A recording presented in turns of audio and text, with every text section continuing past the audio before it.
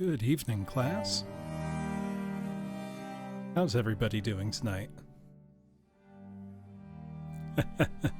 Glad to see you, Super Upsetty. Good to see you, Entroist. Good to see you, Nanara. So, tonight's going to be... Hi, Action Production. Tonight's going to be a nice, relaxing night. I figured, instead of reading stories as I have done in the... Actually, why don't I just shrink down a little here, and then there's more room for chat. Good evening, Based Bug. Oh no, I do have Professor in my name. Absolutely feel free. Call me Professor, call me Bloom, whatever you're comfortable with. I have no strong preference. But I thought tonight, instead of reading a story as I've done before, we would go back and read some poetry.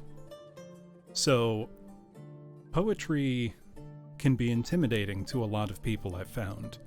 But I feel like it doesn't have to be. Because when you hear poetry read out loud, I find it becomes a lot less intimidating. And then with just some, light explanation, non-technical, nothing difficult, it very quickly becomes really rewarding instead of intimidating, even older poetry. So I know on stream before, I read all of... Yes, exactly, if you don't need to, worry about finding the meter, or really, when you take poetry outside of an academic context, if you're not doing it for school, if you're just reading it because you'd like to read it, it really can be so wonderful. Exactly, Nanara. Poetry is music without music. And often, I find that poetry doesn't really come to life unless you can hear it. So I always encourage people to read out loud more often, even when you're just reading by yourself. I don't know how many of you came to the Sir Gawain and the Green Knight story time I did a few weeks ago, but I remember people being really surprised at how exciting they found it. Even though that's poetry from, the late 1300s. Exactly, Nanara. So Ulysses is actually my favorite book. James Joyce is my favorite author. I have a very strong love-hate relationship with Ulysses because I did my thesis, actually, on James Joyce's literature, and while not on Ulysses specifically, I've spent a lot of time doing serious academic work related to James Joyce. There's nothing better and nothing worse. That's a conversation for another time. Shakespeare, however, I feel like culturally has become this figure that people are almost intimidated by. They think of Shakespeare as this high art, but the reality is, in his own day, his plays were considered fairly crude. Today, looking back on them, we see a great many, innovations there in the way that people talked and presented themselves. But his plays are full of, humor, crude sexual jokes, violence. They're exciting, and they're endlessly adaptable. Crude dude shaking spears, very much Super Upsetty. I mean, think of how adaptable Shakespeare is. Something like West Side Story is just Romeo and Juliet. The Lion King is Hamlet mixed with Richard III. Oh yeah, if you read them, Ray Zero, yeah, pretty much invented the your mom joke.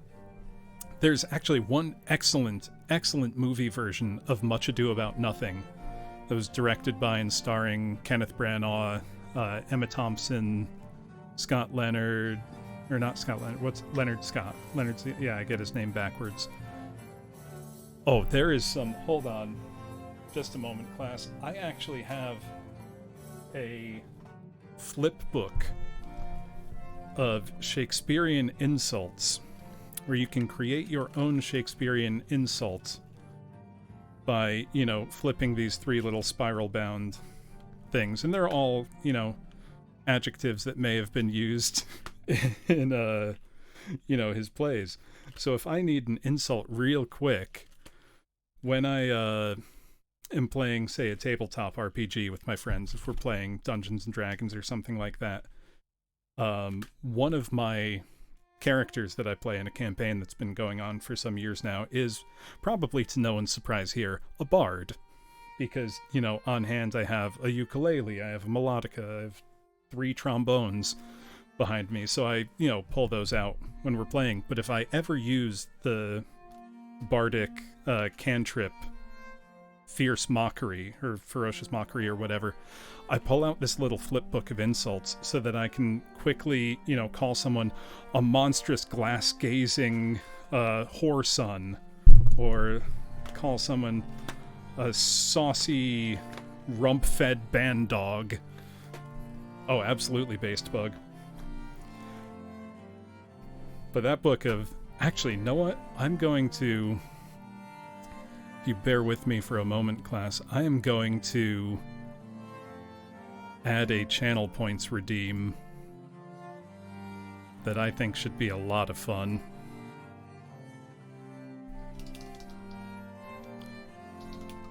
I don't know why this didn't occur to me before. Rump-fed, right?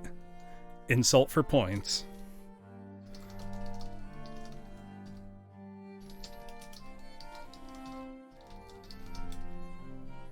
Let's make that one nice and cheap, too. Alright, let me know if that appears, class.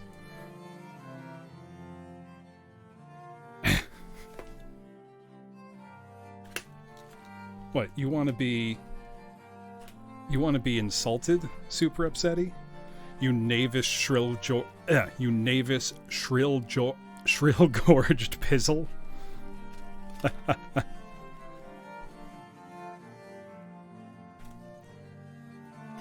Based Bug, you are a beggarly, worse-bodied clot-pole.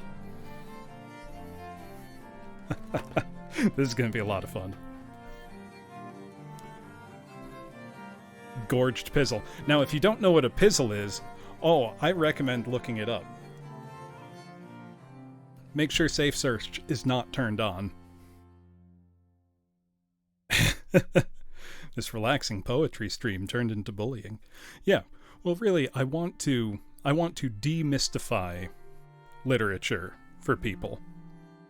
So, with that said, oh yeah, pizzle is not a made-up word.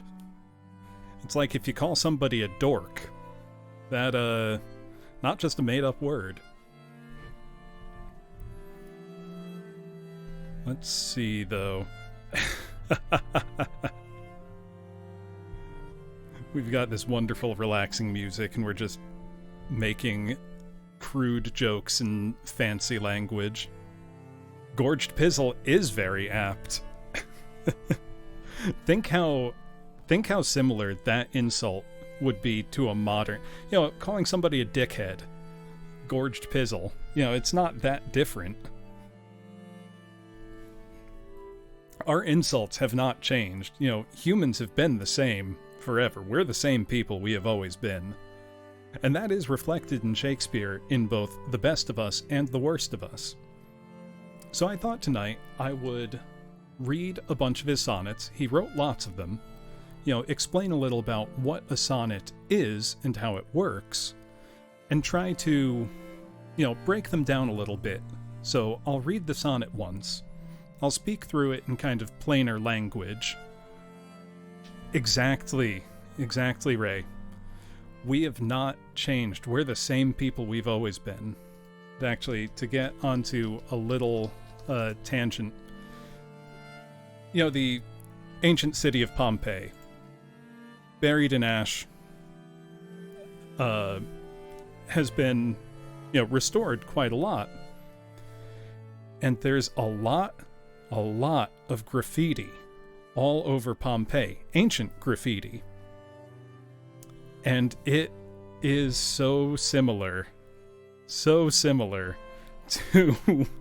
what our graffiti is like today. So let's see, on the side of a building, we literally, Based Bug, you have no idea. Ancient ship posts.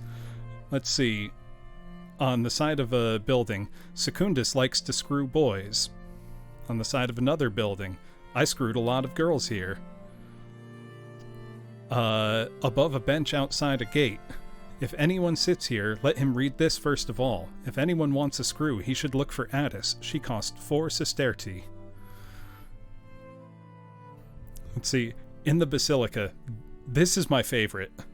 Apophra is not good at ball games.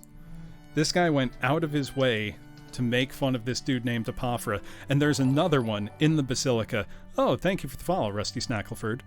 Another piece of graffiti in the Basilica about... Yes, Based Bug, you've got it. Another in the Basilica, though. Apophra, you are bald. So not only is there graffiti saying Apophra was bad at ball games, but that he's bald. 2,000 years later, we know that Apophra sucked, or that somebody was jealous enough about him to go and spread lies about him on the Basilica walls. Yeah, this was the one, Based Bug. Weep, you girls, my penis has given you up. Now it penetrates men's behinds. Goodbye, wondrous femininity. Literally, the 2,000-year-old begone thought.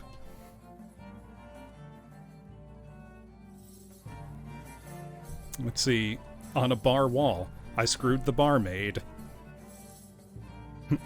In the gladiator barracks, Antiochus hung out here with his girlfriend, Chitera. Oh, the two bros. Toru, I'm glad you're here, because that is, honestly, that one is my absolute favorite. This was on the wall of a bar. We two dear men, friends forever, we're here. If you want to know our names, they are Gaius and Aulus. 2,000 years later, we know that Gaius and Aulus were best friends. And honestly, there was one time a few years ago when I was discussing this graffiti with a friend. We were well into our cups, as the ancients would say. We were drunk, and we were talking about that, and we both got misty-eyed, thinking about how Gaius and Aulus are literally friends forever. History will never forget that those two dear friends were there. Let me see.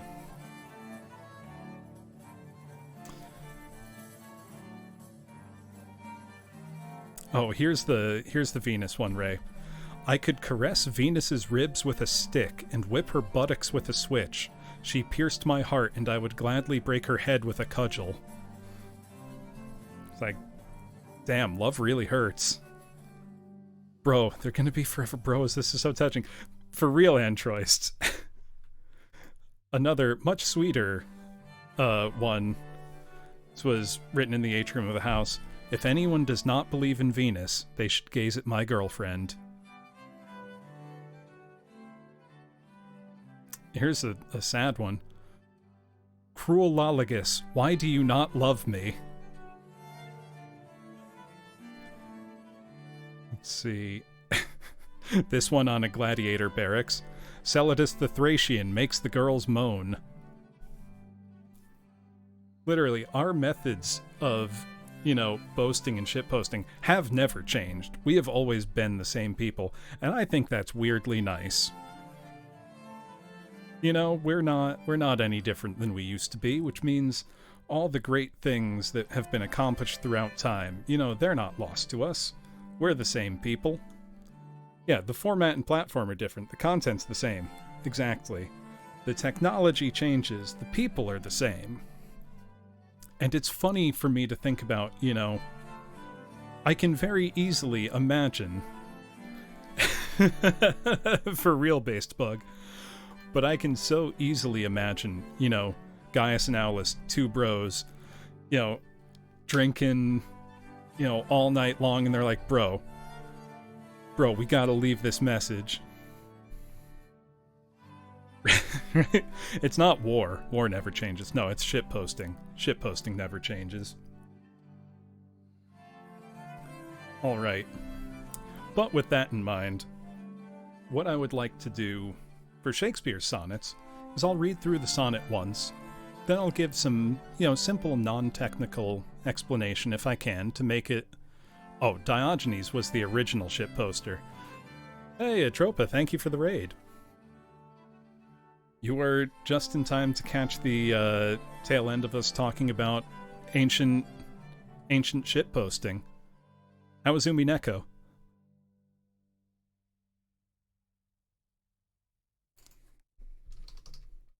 See, we were talking about the wonderful graffiti of Pompeii and how people have never changed. People have always been the same.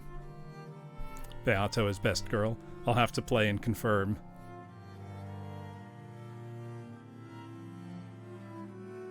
Oh, and I also added a new channel points redeem in case you want to be insulted in Shakespearean fashion, which is quite fun. I love how some of the ancient, graffiti is super mundane. Some is, extremely specific. Yeah, this one, on the side of the House of Orpheus, I have buggered men. On the side of a bar, I screwed a lot of girls here. Oh, let's see. You really want to be insulted that badly, you pernicious mammering clackdish, Atropa? I have a flip book for Shakespearean insults.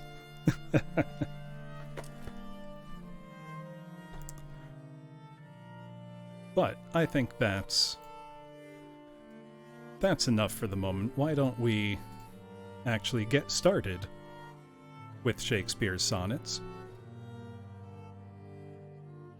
So I've got them pulled up right here, and I'm basically just going to go through, read them, explain a little.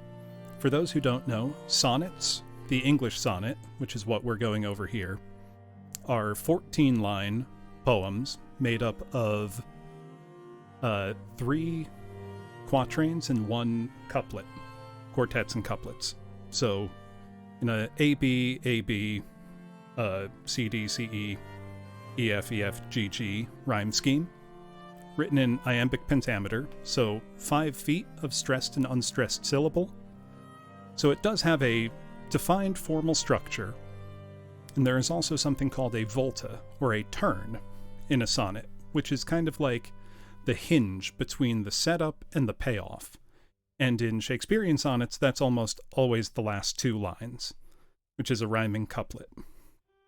So, I will just get started. I will read through the poem once, explain a little, and then read it again so you can hear it kind of with fresher, more informed ears. Now see, the meter, you don't have to think about it when you hear it. That's the nice part. In hearing it, it becomes almost invisible because it becomes a natural way of speaking. You'll see what I mean. From fairest creatures we desire increase, that thereby beauty's rose might never die. But as the riper should by time decease, his tender air might bear his memory. But thou contracted to thine own bright eyes, feed'st thy light's flame with self-substantial fuel, making a famine where abundance lies, thyself thy foe, to thy sweet self too cruel. Thou that art now the world's fresh ornament, and only herald to the gaudy spring, within thine own bud buriest thy content, and tender churl makest waste and niggarding. Pity the world, or else this glutton be, to eat the world's due, by the grave and thee. So, few words in here that you may not know. Niggarding has no relation to a racial slur. It means to be stingy, covetous. Someone who holds back what they have from the rest of the world in greed. I hope Twitch knows that, or I will have some choice words for them. I just wanted to get that out of the way. No one here is immature enough to be, upset by that. So, if we go back to the start here, we think, from fairest creatures we desire increase. Okay, that's a little strange wording. But think, our desire increases, that thereby beauty's rose might never die. This person is beautiful. We want beauty, the concept, to never die. As time goes by, but as the riper should by time decease. Marching on my house as you speak. That's fine. My soul is ready. So, as time decreases, his tender air might bear his memory. So this person of surpassing beauty, to pass that beauty on, you need to procreate. but you to thine own bright eyes feed your light's flame with self-substantial fuel, making a famine where abundance lies. Basically, you have so much to give, and yet you are holding it all to yourself. Thyself thy foe, you're your own worst enemy, to thy sweet self too cruel. Right now you're the world's fresh ornament, and only heir to the gaudy spring. Right now you are in the prime of your life. You are at the height of your, beauty and power of beauty. But within thine own bud, within thine own seed, you bury that beauty, and you make waste of it by holding it back. Pity the world, or else this glutton be, to eat the world's due, by the grave and thee. So you, in pulling yourself back from love, in not, increasing the love and beauty in the world, you are eating the world's due. You are holding back what is owed to the world by you. Basically this is saying, the person to whom this is addressed is this beautiful, beautiful man. And yet, exactly, don't waste your potential. Your beauty will fade, but your beauty can live on in your, progeny, in your kids. So now with that in mind, let's hear it again and see if it makes more sense, if the archaic language doesn't stand out quite so much. From fairest creatures we desire increase, that thereby beauty's rose might never die. But as the riper should by time decease, his tender air might bear his memory. But thou, contracted to thine own bright eyes, feed'st thy light's flame with self-substantial fuel, making a famine where abundance lies. Thyself thy foe, to thy sweet self too cruel, thou that art now the world's fresh ornament, and only herald to the gaudy spring, within thine own bud buryest thy content, and tender churl mak'st waste in niggarding. Pity the world, or else this glutton be, to eat the world's due, by the grave and thee. Right? Hey, hot guy, have a kid or two so hotness doesn't die with you. Oh, Atropa, I'm sure you know, but in the Elizabethan period, men were not reserved in calling each other beautiful. A lot of the language of Elizabethan love poetry is framed almost as male to male, in a way that to our modern sensibilities reads as quite homoerotic, but to theirs would just be like, oh no, these are, friends expressing how beautiful one another are in body and soul. I think one of my favorite examples of that is the absolutely beautiful, memorial poem Lycidas by Milton, where he's talking about his friend, Lycidas, who has, died tragically young. And, there's scenes where he's talking about, lying next to each other in the field, and he's so beautiful. It's not homoerotic, it's bromance. Feel free to go full Fujo. Exactly, Nanara. Tell your homies they're beautiful, That's the moral of the story here. But so we've just had this, right?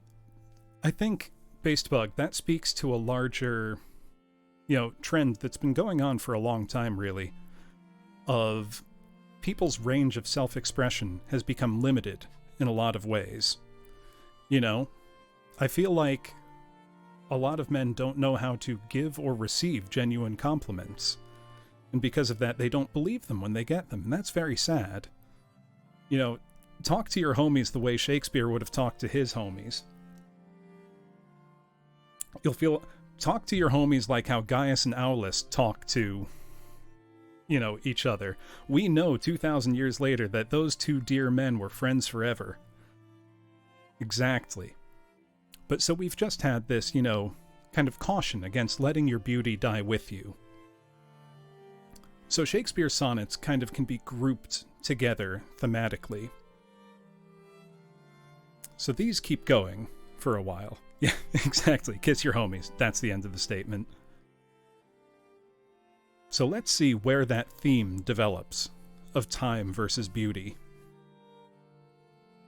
When 40 winters shall besiege thy brow, and dig deep trenches in thy beauty's field, thy youth's proud livery so gazed on now will be a tattered weed of small worth held. Then being asked where all thy beauty lies, where all the treasure of thy lusty days, to say, within thine own deep sunken eyes were an all-eating shame and thriftless praise. How much more praise deserved thy beauty's use, if thou couldst answer, this fair child of mine shall sum my count, and make my old excuse, proving his beauty by succession thine. This were to be new made when thou art old, and see thy blood warm when thou feel'st it cold. Oh, Atropa, absolutely. It's like that old Vine now. It's like, and they were roommates. It's like, okay, so these people never married, lived with each other for years, addressed each other in all their letters as my love, and historians are like, I think they were close friends. Yeah, exactly, Toru. A lot of them focus on love, youth, and beauty, and this one is a direct continuation of the previous. It's asking a direct, pointed question. When 40 winters shall besiege thy brow and dig deep trenches in thy beauty's field. So we've got metaphorical language here. Thy beauty's field is your face. Deep trenches in your face. Wrinkles. When 40 winters besiege thy brow. 40 years old, which, I gotta say, class, that doesn't sound that old to me. But, you're being asked, your youth's proud livery, so gazed on now. Livery meaning like clothing or attire. And in this case, meaning, the proud, youthful clothing of your face, will be a tattered weed, held in little value. What was once this fine garment you dressed yourself in, the beauty of your youth, is shredded with age, and it's worthless now. And if you're asked, where is all your beauty? Where's this treasure of your lusty days? The treasure of your youth. If you tried to say, that it's within your own deep sunken eyes, it would be an all-eating shame. Thriftless praise. You can't. It's hollow. But how much more praise would your... Shakespeare saying 40 is a hag. You're useless. Male hag, confirmed by Shakespeare. But then he says, how much more deserved would that praise be of your beauty if you could then say, oh look, my child is where my beauty went. This child of mine shall sum my count. Basically saying, oh, if you want to see where my beauty is, look at my kid. Proving his beauty by succession thine. This were to be made new. When you're old, that's new, and you can feel your heart warm, when you feel it cold. Exactly, bragging parent poetry. But now with that context in mind, and as we've continued on, think of it like this. Or rather, hear the poem now with that context. When 40 winters shall besiege thy brow, and dig deep trenches in thy beauty's field, thy youth's proud livery so gazed on now will be a tattered weed of small worth held. Then being asked where all thy beauty lies, where all the treasure of thy lusty days, to say, within thine own deep sunken eyes were an all-eating shame and thriftless praise. How much more praise deserved thy beauty's youth, if thou couldst answer, this fair child of mine shall sum my count, and make my old excuse, proving his beauty by succession thine. This were to be new made when thou art old, and see thy blood warm when thou feel'st it cold.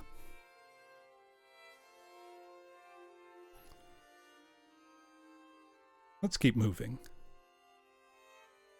Look in thy glass, and tell the face thou viewest. Now is the time that face should form another, whose fresh repair if now thou not renewest, thou dost beguile the world, unbless some mother. For where is she so fair, whose uneared womb disdains the tillage of thy husbandry? Or who is he so fond will be the tomb of his self-love to stop posterity? Thou art thy mother's glass, and she in thee calls back the lovely April of her prime. So thou through windows of thine age shalt see, despite of wrinkles, this thy golden time. But if thou live remembered not to be, Die single, and thine image dies with thee. This one's pretty harsh. Oh, these are all about making babies. Is this just a diss track? Not quite, Atlas Vos. Also, good to see you. This is continuation of the first two sonnets very directly, saying, look in the mirror, tell your own face, this is the time that this face should form another. And if you don't do it now, your face right now beguiles the world. You're hot, you're beautiful. But if you unbless some mother, if you don't go and have a kid, for where is she so fair whose uneared womb disdains the tillage of thy husbandry? Now, this is very direct sexual language here, class. Because think, tilling a field, a womb tilling the field, thy husbandry. I wonder what he's talking about. And then it says, or who is he so fond will be the tomb of his self-love to stop posterity. What guy is so full of himself that he would be foolish enough to stop posterity? It's worth pointing out that in Elizabethan times, the word fond isn't like how we think of it today. Fond then more meant foolish. Who is he so foolish will be the tomb of his self-love to stop posterity. You are your mother's glass, your mother's mirror. And when she looks at you, she can call back the lovely April of her prime. Your parents look at you and see themselves in their prime. So then, through windows of thine age, shalt see, despite of wrinkles, this thy golden time. How did your teacher go about explaining that? Were they trying to be diplomatic, or did they just, dive right in?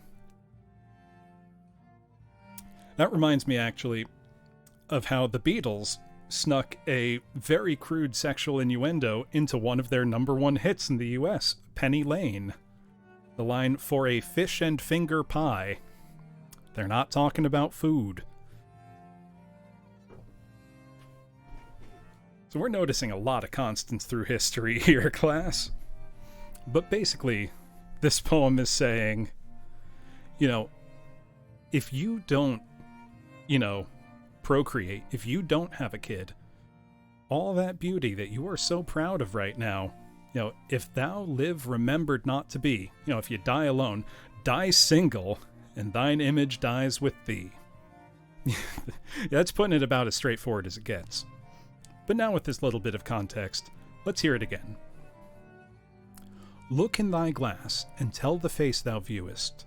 Now is the time that face should form another, whose fresh repair, if now thou not renewest, thou dost beguile the world, unbless some mother. For where is she so fair, whose uneared womb disdains the tillage of thy husbandry? Or who is he so fond will be the tomb of his self-love to stop posterity? Thou art thy mother's glass, and she in thee calls back the lovely April of her prime. So thou through windows of thine age shalt see, despite of wrinkles, this thy golden time. But if thou live remembered not to be, die single, and thine image dies with thee. Also, I don't know how many of you, class, have ever had an older relative maybe nag and say, so, when are you having kids?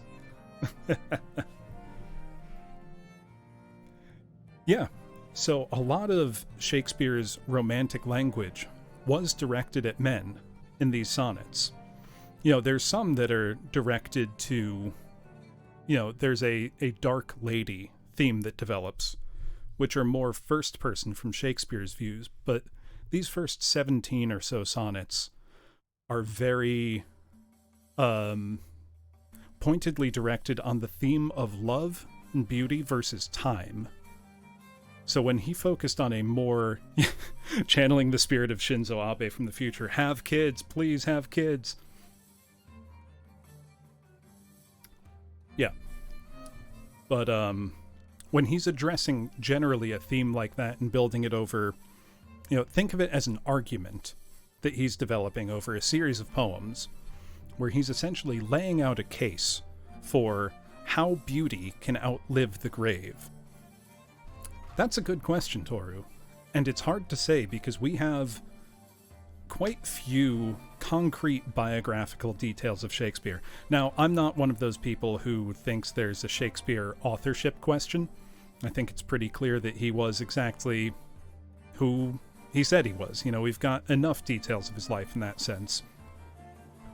But it would be so interesting to know what made him decide to write sonnets on the theme of love versus time versus beauty. Part of it could have been that, you know, that was just the fashion of the time. You know, melancholy as a theme was quite popular in Elizabethan England. If you think of something like the songs of John Dowland, you know, they've all got this, you know, sighing quality to them, like, "Come again, sweet love doth now invite, by graces that refrain, to do him due delight. I sit, I sigh, I weep, I faint, I die, in deadly pain and endless misery." So, you know, singing about being miserable was really fashionable at the time. And those trends carry over into, you know, poetry and plays as well. Theater authors were looked down upon, Nanara. And yes, I believe that's right, Ray, though I would need to check. Victorian era Minecraft streamers. Yeah, but I mean, that sense of pity, yeah, being sad has always been fashionable in one way or another. But now let's see, how does Shakespeare then go on to hammer on this theme of love and beauty versus time? "Unthrifty loveliness, why dost thou spend upon thyself thy beauty's legacy? Nature's bequest gives nothing but doth lend, and being frank, she lends to those are free. Then, beauteous niggard, why dost thou abuse the bounteous largesse given thee to give? Profitless usurer, why dost thou use so great a sum of sums, yet canst not live? For having traffic with thyself alone, thou of thyself thy sweet self dost deceive. Then how when nature calls thee to be gone, what acceptable audit canst thou leave? Thy unused beauty must be tombed with thee, which used lives the executor to be." So this one basically is pleading, saying, you know, why do you spend upon yourself your beauty's legacy? You know, why aren't you investing in the future here? You know, nature's bequest gives nothing but doth lend. You know, what you're being given is to be paid forward. You know, you're beautiful, but you're a miser. You know, why do you abuse the bounteous largesse given thee to give? You know, why do you abuse and not use this beauty that was given to you to spread and multiply in the world? Profitless usurer. You know, that's a contradiction in terms right there. You know, why do you use so great a sum of sums, but can't live? For having traffic with thyself alone, you're only deceiving yourself. You know, and when nature calls you to be gone, what audit can you leave? You know, when you're dead, what's the record you're leaving behind? Nothing.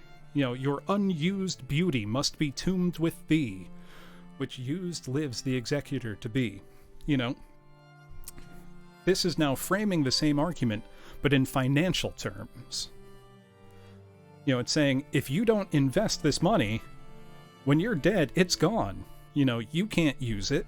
Why are you holding on to it? Profitless usurer. Then we move on. You know, the argument's getting more desperate here. "Those hours that with gentle work did frame the lovely gaze where every eye doth dwell will play the tyrants to the very same, and that unfair which fairly doth excel. For never-resting time leads summer on to hideous winter, and confounds him there. Sap checked with frost and lusty leaves quite gone, beauty o'ersnowed and bareness everywhere. Then were not summer's distillation left a liquid prisoner pent in walls of glass. Beauty's effect with beauty were bereft, nor it nor no remembrance what it was. But flowers distilled, though they with winter meet, least but their show, their substance still lives sweet. So moving on, we're seeing the hours that with gentle work framed the lovely gaze where every eye doth dwell. So that's a fancy way to say, the hours that looked on you, on you, Mr. Beautiful, will play to tyrants the very same. Time passes the same for everyone, and that unfair which fairly doth excel. Time is fair and unfair in equal measure to everyone. Never resting time leads summer to hideous winter. The summer of your youth will fade to the winter of your old age and confound you. Sap checked with frost. Lusty leaves gone. So I would need to do a little research to see if there is a sexual connotation to sap. But I'm thinking sap checked with frost. You're old and dusty. You're used up. You're shooting blanks. Lusty leaves quite gone. The trappings of your external beauty have faded like leaves gone from a tree. Beauty o'ersnowed. Bareness everywhere. There were not a summer's distillation left, a liquid prisoner pent in walls of glass. Beauty's effect with beauty were bereft.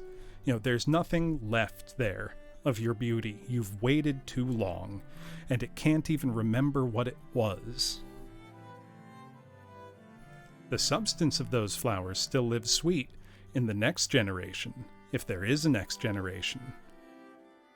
Because flowers come back up in the spring, but if you didn't sow the flowers, they won't come back up. So let's hear it again, class.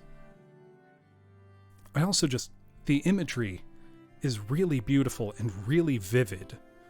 Once you get around, maybe some words that are unfamiliar, or the word order itself being a little unfamiliar, I feel like when you hear it spoken, when you hear it read to you, you start to get into the rhythm of it, and you start to feel these images, and you feel the emotional content behind the words.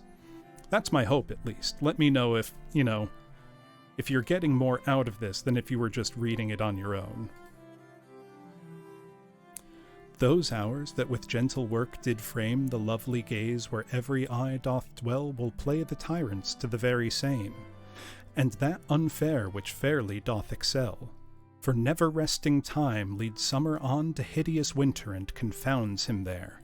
Sap checked with frost and lusty leaves quite gone, beauty o'ersnowed and bareness everywhere. Then were not summer's distillation left, a liquid prisoner pent in walls of glass. Beauty's effect with beauty were bereft, nor it nor no remembrance what it was. But flowers distilled though they were with winter meet, least but their show, their substance still lives sweet. Then let not winter's ragged hands deface, in thee thy summer out there be distilled, make some sweet vial, treasure thou some place, with beauty's treasure ere it be self-killed. That use is not forbidden usury, which happies those that pay the willing loan. That's for thyself to breed another thee, or 10 times happier, be it 10 for 1. 10 times thyself were happier than thou art. In 10 of thine 10 times refigured thee. Then what could death do if thou shouldst depart, leaving thee living in posterity? Be not self-willed, for thou art much too fair to be death's conquest and make worms thine heir. So class, I'll give you 3 guesses what this sonnet was about, but I think you're only gonna need 1. And I'm gonna highlight the key word here.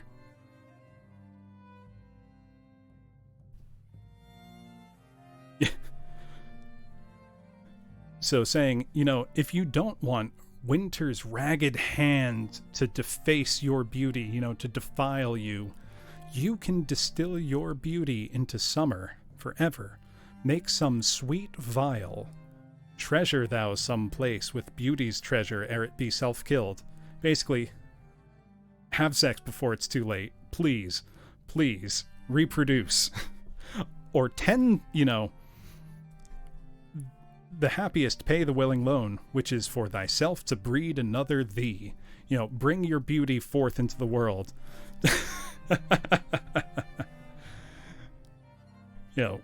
Or 10 times happier, be it 10 for 1. I'm surprised that Shinzo Abe did not quote Shakespeare more often. Maybe he didn't know. 10 times happier, be it 10 for 1. If 10 of you were refigured, if there were 10 of you in the world, what could death do if you've left 10 of you living in posterity? Be not self-willed. Don't be willful, don't be selfish, because you are much too fair to be death's conquest, and to make worms thine heir. If the only legacy you leave is getting eaten by the worms, no, don't do it. You're much too fair. You're much too beautiful. As we'll see, beauty is not just skin deep in Shakespeare. He talks about more than just being pretty. We'll get there. He didn't want to hint he was an immortal. Are we getting into Highlander now? Let's hear that one again, though I think this one's pretty understandable from the start. Then let not winter's ragged hands deface in thee thy summer ere thou be distilled. Make some sweet vial, treasure thou some place, with beauty's treasure ere it be self-killed. That use is not forbidden usury, which happies those that pay the willing loan. That's for thyself to breed another thee, or 10 times happier, be it 10 for 1. 10 times thyself were happier than thou art. If 10 of thine 10 times refigured thee, then what could death do if thou shouldst depart, leaving thee living in posterity? Be not self-willed, for thou art much too fair to be death's conquest, and make worms thine heir. Right? We really need an Abe emote for Shakespeare streams. Speaking of the East, lo, in the Orient, when the gracious light lifts up his burning head, each under eye doth homage to his new appearing sight, serving with looks his sacred majesty, and having climbed the steep up heavenly hill, resembling strong youth in his middle age, yet mortal looks adore his beauty still, attending on his golden pilgrimage. But when from highmost pitch with weary car, like feeble age he reeleth from the day, the eyes, fore duteous, now converted are from his low tract and look another way. So thou, thyself outgoing in thy noon, unlooked on diest, unless thou get a son. So now, where we've had the same argument framed in terms of the seasons, winter and summer, we've had it framed in terms of money and money lenders, we're now having it framed directly in the sun and the moon. Look in the east, when the sun raises, each under eye doth homage to his new appearing sight, serving with looks of sacred majesty. The sun's pretty. The sun climbs steep up the heavenly hill, resembling strong youth in his middle age. The sun at noon overhead, that sign of strength and beauty. Mortals adore his beauty still, attending his golden pilgrimage. But when from highmost pitch with weary car, like feeble age he reeleth from the day, when the sun starts setting, eyes are converted from his low tract and look another way. The sun sets and people don't look at it. And now we have what I think I mentioned before, formally in the structure of a poem, of a sonnet. These last 2 lines, right between them, when we go from that line 12 to line 13, it is the volta. It's an Italian term that goes back to Petrarchan sonnets, but it's called the turn, and it's where the argument of the poem changes. So these first 3, stanzas are giving us the context here. The image of the sun going across the sky, rising in glory, like a man in the height of his, prime and beauty, but feebly falls and fades at the end of the day. Those last 2 lines, so thou, thyself outgoing in thy noon, unlooked on diest, unless thou get a son. So you are at noon right now, and you're only going downhill from here. You will die unlooked upon as the sun at the end of the day, unless you get a son. This one also, while, it's rhetorically brilliant for Shakespeare to continually reframe these arguments, it also gives us the opportunity for this gorgeous language. I think it's also worth pointing out that, from when highmost pitch with weary car, think of that's a classical allusion going back to, Apollo and his chariot dragging the sun across the sky. That kind of, allusion was very common in Elizabethan poetry. It was, something any educated reader, or even any, frankly, poorly educated reader, would understand as a classical reference. And it's something that gave poems, legitimacy, because it was thought that the classics were the highest form of poetry and art. Let's hear that one again, just because it's really pretty. Lo, in the Orient, when the gracious light lifts up his burning head, each under eye doth homage to his new appearing sight, serving with looks his sacred majesty, and having climbed the steep up heavenly hill, resembling strong youth in his middle age, yet mortal looks adore his beauty still, attending on his golden pilgrimage. But when from highmost pitch with weary car, like feeble age he reeleth from the day, the eyes, foreduteous, now converted are from his low tract, and look another way. So thou, thyself outgoing in thy noon, unlooked on diest, unless thou get a son. So we're really hammering home the point here, if beauty is to persevere in the world, if beautiful people are to continue, you gotta have kids. Music to hear, why hear'st thou music sadly? Sweets with sweets war not, joy delights in joy. Why lovest thou that which thou receivedst not gladly, or else receivedst with pleasure thine annoy? If the true concord of well-tuned souls by union married do offend thine ear, they do but sweetly chide thee, who confounds in singleness the parts that thou shouldst bear. Mark how one string sweet husband to another strikes each and each by mutual ordering, resembling sire and child and happy mother, who all in one pleasing note do sing. Whose speechless song being many, seeming one, sings this to thee, thou single wilt prove none.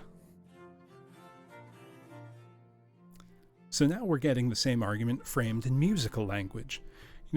Music to hear, addressing the person as if they were music. Why do you hear music sadly? Sweet with sweet, isn't it fight? Joy delights in joy. Why do you love that which you don't receive gladly? Or why do things that others receive with pleasure annoy you? If the happy sounds of married families offend your ear, that's because secretly you are confounded in your singleness. You are jealous. If, one string sweet husband to another strikes each and each by mutual ordering, a family like this is like one pleasing note singing together, whose speechless song being many sounds like one. And it sings this to thee, thou single wilt prove none. So if you want to join in the chorus here, if you are confounded, you gotta get with the program. Music to hear, why hear'st thou music sadly? Sweets with sweets war not, joy delights in joy. Why lovest thou that which thou receivedst not gladly, or else receivedst with pleasure thine annoy? If the true concord of well-tuned sounds by unions married do offend thine ear, they do but sweetly chide thee, who confounds in singleness the parts that thou shouldst bear. Mark how one string sweet husband to another strikes each and each by mutual ordering, resembling sire and child and happy mother, who all in one pleasing note do sing. Whose speechless song being many, seeming one, sings this to thee, thou single wilt prove none. Is it for fear to wet a widow's eye that thou consumedst thyself in single life? Ah, if thou issueless shalt hap to die, the world will wail thee like a makeless wife. The world will be thy widow and still weep, that thou no form of thee hast left behind, when every private widow well may keep, by children's eyes, her husband's shape in mind. Look what an unthrift in the world doth spend shifts but his place, for still the world enjoys it. But beauty's waste hath in the world an end, and kept unused the user so destroys it. No love toward others in that bosom sits, that on himself such murderous shame commits. So now we're starting to get to the why of this line of argument. And we've established over the previous 8 sonnets that this person is not sharing their beauty with the world. So he asks why, is it for fear to whet a widow's eye that you consume yourself in single life? Is it for fear of making a woman cry? But then, if you will die issueless, if you die without leaving a child behind, the world will wail thee. The world will be your widow and weep that you didn't leave any sign of yourself behind. But every private widow, every normal individual person, every widow can keep by her children's eyes her husband's shape in mind. He's not lost to time. But you will be if you keep your beauty unused, kept unused, the user so destroys it. No love towards others in that bosom sits, that on himself such murderous shame commits. You are shaming yourself by not sharing your love with the world. You are too fair, as was said in, I think, the 3rd sonnet, to not share yourself with the world. That's a heavy thought, first of all. So let's read that again. We're getting to the why. Exactly, Nanara. People were much more aware. If he really wanted his wizard powers, 30 was pushing, towards middle age in that time. But it is a good point that, people tended to have more kids back then because fewer kids, survived into adulthood. Our idea, if people generally are just hot people, I think Shakespeare's conception of beauty isn't just, in their physical form, but, their mind as well, and their hearts and souls. We get more of that later on. But yeah, based bug, that is interesting, because I think the shame directed is more towards someone who's selfish. Like if you are opting out of this for some, private reason that goes unexplained, you are doing a harm to the world by denying them your beauty. Let me see. Oh yeah, I was going to say, our conception of life expectancy in the past is a little skewed because infant mortality was so high. There was a great chance that, if you had a kid, they might not live past 10 years old. And that's, very sad. We've made lots and lots of advancements in medical technology that, have greatly reduced infant mortality, which means we have fewer kids now and they live a lot longer. Yeah. Quite a lot of people, even in, ancient times, Middle Ages, Elizabethan period, quite a lot of people lived into their 70s, 80s, and 90s. That wasn't, super unusual. It's just that average life expectancy was so much lower because there were lots and lots of ways to die before, 25. If you made it to adulthood, you would probably live into your 60s or 70s. That seems to be the general baseline human life expectancy, assuming a healthy life, which is something we can generally assume now, but that we couldn't assume then. Yeah, stub your toe, dead. Get a cut and don't wash it out, dead. Get tuberculosis, dead. I'm thinking, the poet John Keats, he died at 25. He left behind an extraordinary body of work. They did have plastic surgery. They did actually some quite remarkable prosthesis. I forget who. There was one knight who had a prosthetic hand that was so well made, it could even hold a pen and he could write with it. Obviously the average person wouldn't have access to that. But yeah, people have always been very creative for that. Well, let's see, where does this line of argument go now? Because we've started to ask the why. We know the what, But now what's the why? Why is this person afraid? For shame deny that thou bearst love to any who for thyself art so unprovident. Grant, if thou wilt, thou art beloved of many, but that thou none lov'st is most evident, for thou art so possessed with murderous hate, that 'gainst thyself thou stick'st not to conspire, seeking that beauteous roof to ruinate, which to repair should be thy chief desire. O change thy thought, that I may change my mind. Shall hate be fairer lodged than gentle love? Be as thy presence is gracious and kind, or to thyself at least kind-hearted prove. Make thee another self for love of me, that beauty still may live in thine or thee.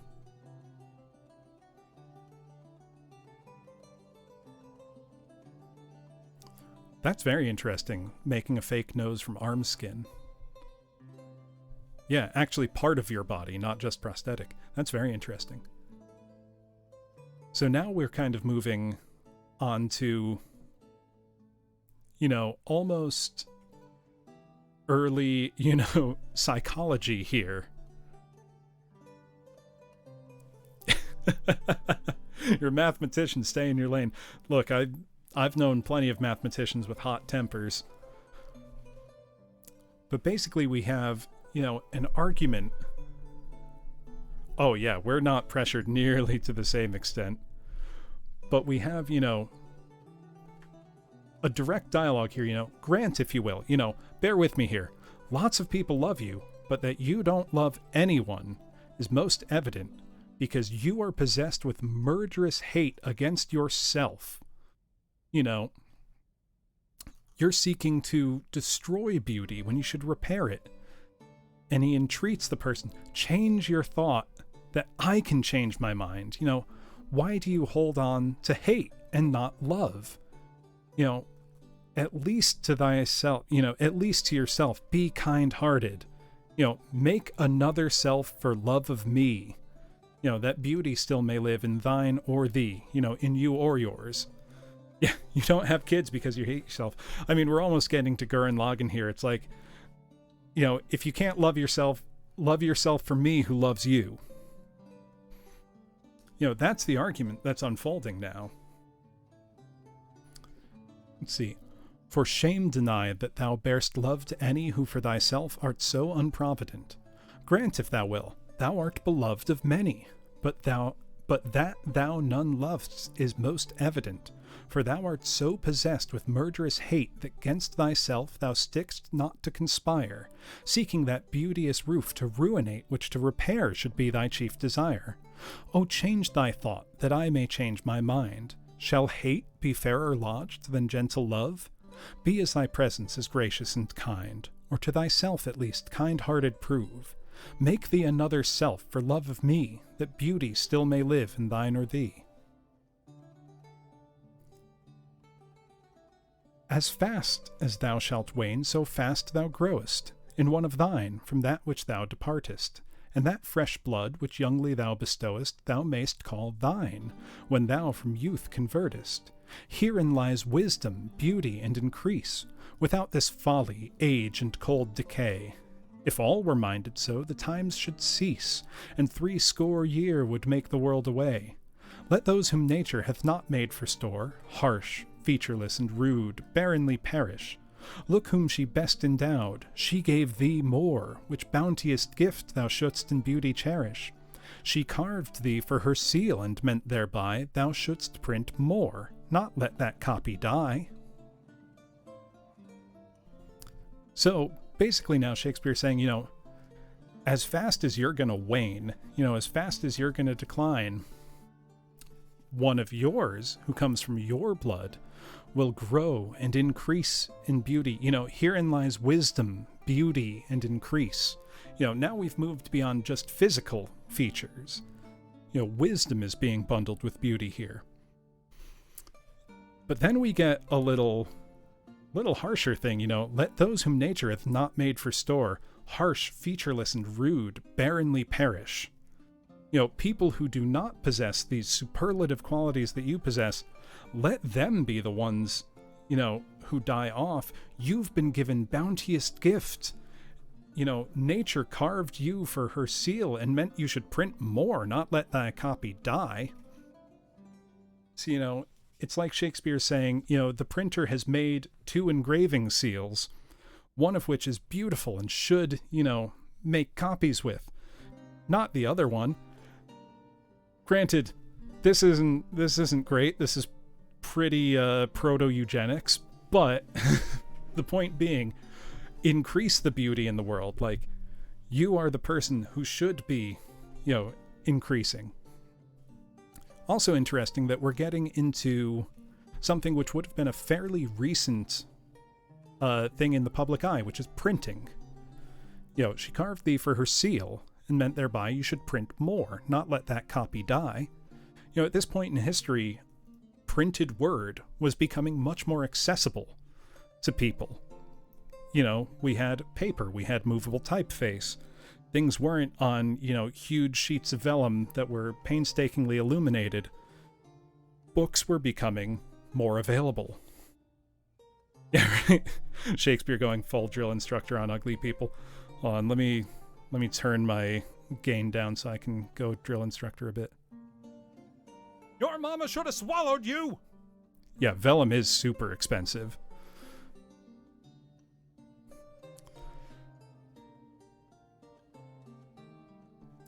Okay, but basically, if you bestow that fresh blood that you can call yours, you've converted from your youth, and there in your child lies wisdom, beauty, and increase. So let's hear that one again. As fast as thou shalt wane, so fast thou growest in one of thine, from that which thou departest, and that fresh blood which youngly thou bestowest, thou mayst call thine, when thou from youth convertest. Herein lies wisdom, beauty, and increase, without this folly, age, and cold decay. If all were minded so, the times should cease, and 60 years would make the world away. Let those whom nature hath not made for store, harsh, featureless, and rude, barrenly perish. Look whom she best endowed, she gave thee more, which bountiest gift thou shouldst in bounty cherish. She carved thee for her seal, and meant thereby thou shouldst print more, not let that copy die. You've been given all the best qualities of nature. Keep it going, don't hoard it. When I do count the clock that tells the time, and see the brave day sunk in hideous night, when I behold the violet past prime, and sable curls all silvered o'er with white, when lofty trees I see barren of leaves, which erst from heat did canopy the herd, and summer's green all girdled up in sheaves borne on the bier with white and bristly beard, then of thy beauty do I question make that thou among the wastes of time must go, since sweets and beauties do themselves forsake, and die as fast as they see others grow. And nothing 'gainst time's scythe can make defense, save breed to brave him when he takes thee hence. Basically, when I look at the clock, and I see the brave day turn to hideous night, when I see the violet in the sky past prime being, the later day church service, sable curls all silvered o'er with white, we're getting these beautiful images of time passing, both in nature and in people. Lofty trees barren of leaves, summer's green girdled up in sheaves. Then, when I count the clock and when it becomes night, then I question your beauty, and I question that it has to go among the wastes of time. It seems a waste to just toss this beauty away, because nothing against time's scythe can make defense, save breed to brave him when he takes these hence. Yeah, the only thing to stop the march of Father Time is sex. I need that, Japanese man running in a tunnel, as a sound alert. What I want? Sex! I would need to look up the words.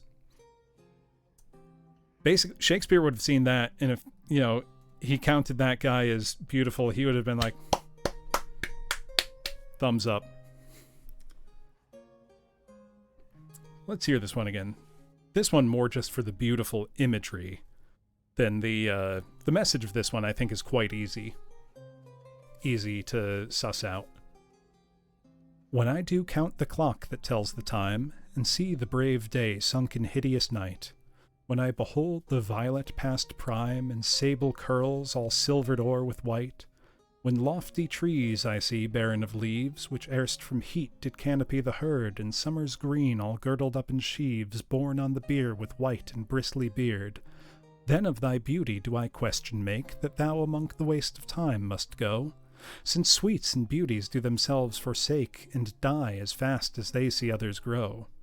And nothing gainst time's scythe can make defence, save breed to brave him when he takes thee hence.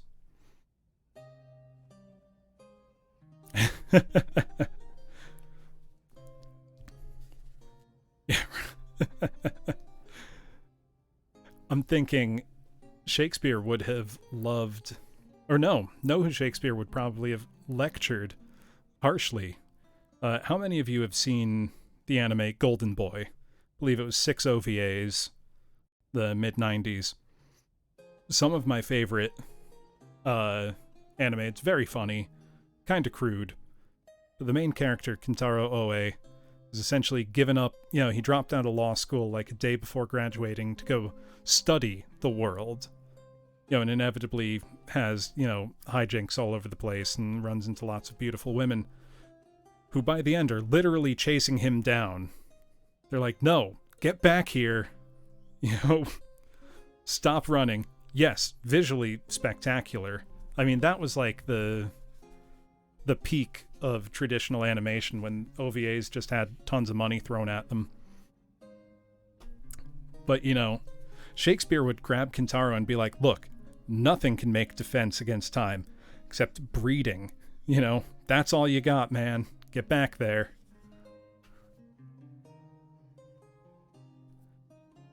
So let's see where the argument develops now.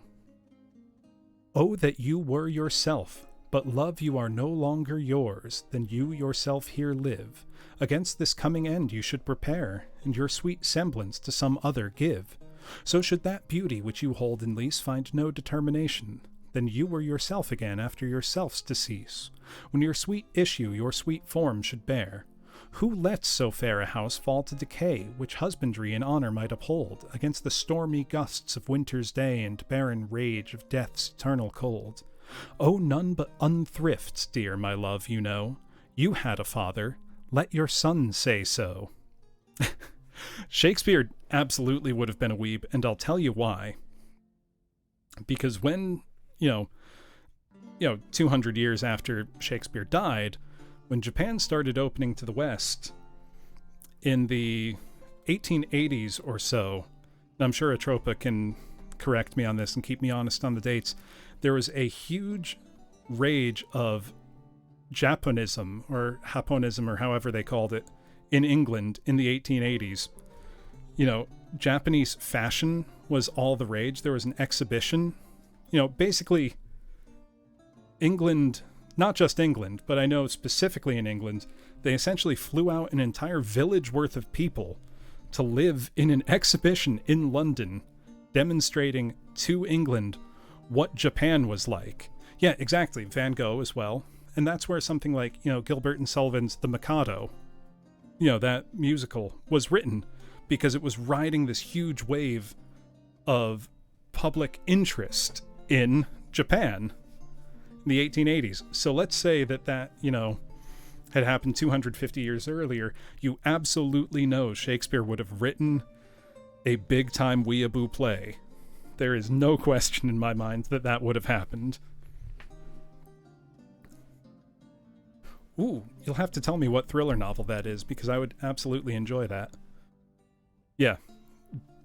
Moral of the story, the English importing villages, not great. These ones were at least paid. They were not taken, which is better than we can say of the British and a lot of other times. Let's see, though.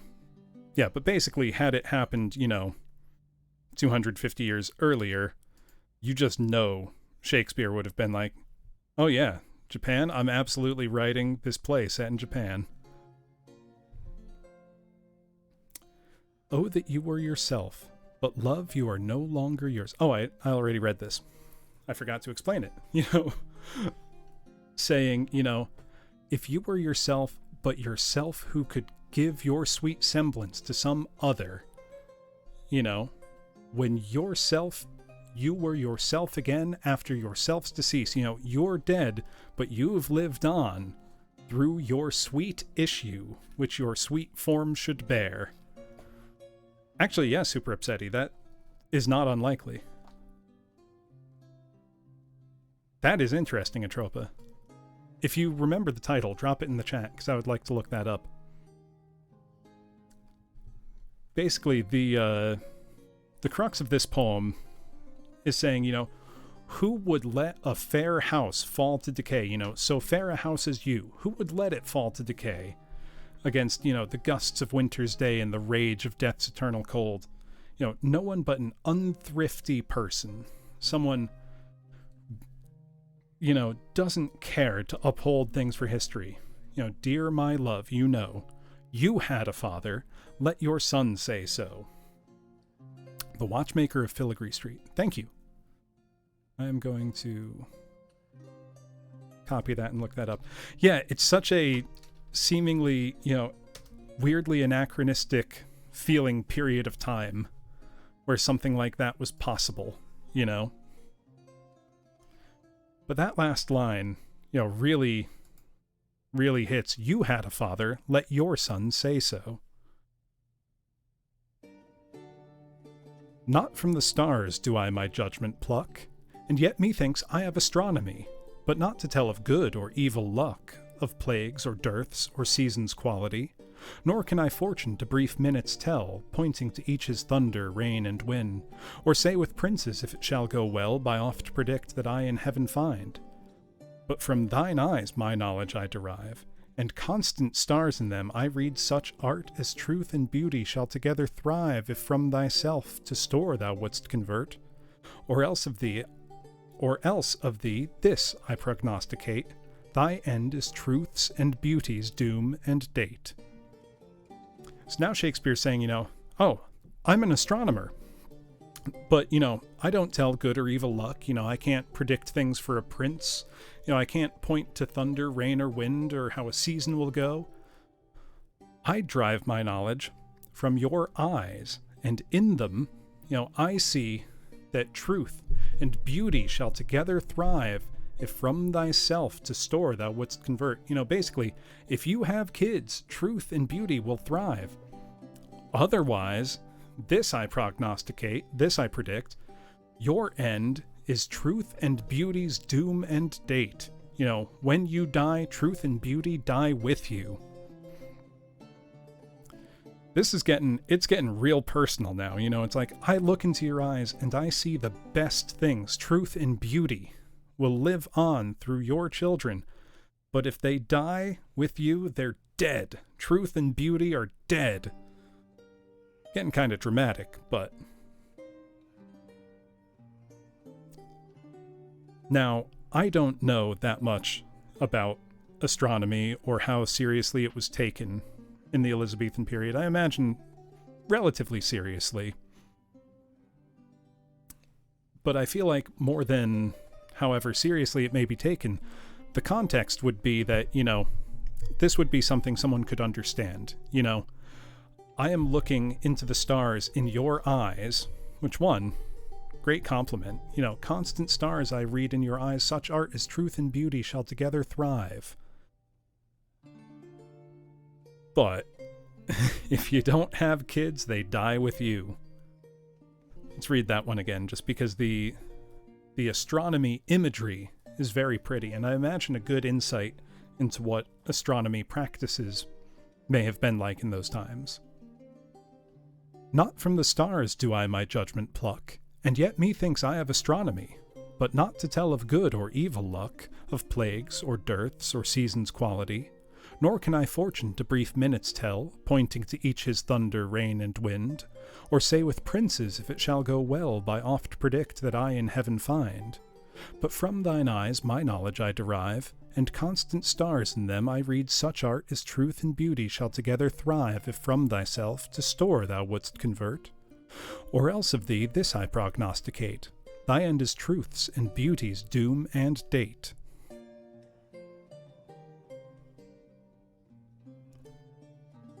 When I consider everything that grows holds in perfection but a little moment, that this huge stage presenteth naught but shows whereon the stars in secret influence comment, when I perceive that men as plants increase, cheered and checked even by the self-same sky, vaunt in their youthful sap, at height decrease, and wear their brave state out of memory, then the conceit of this inconstant stay sets you most rich in youth before my sight, where wasteful time debateth with decay to change your day of youth to sullied night, and all in war with time for love of you, as he takes from you, I engraft you new.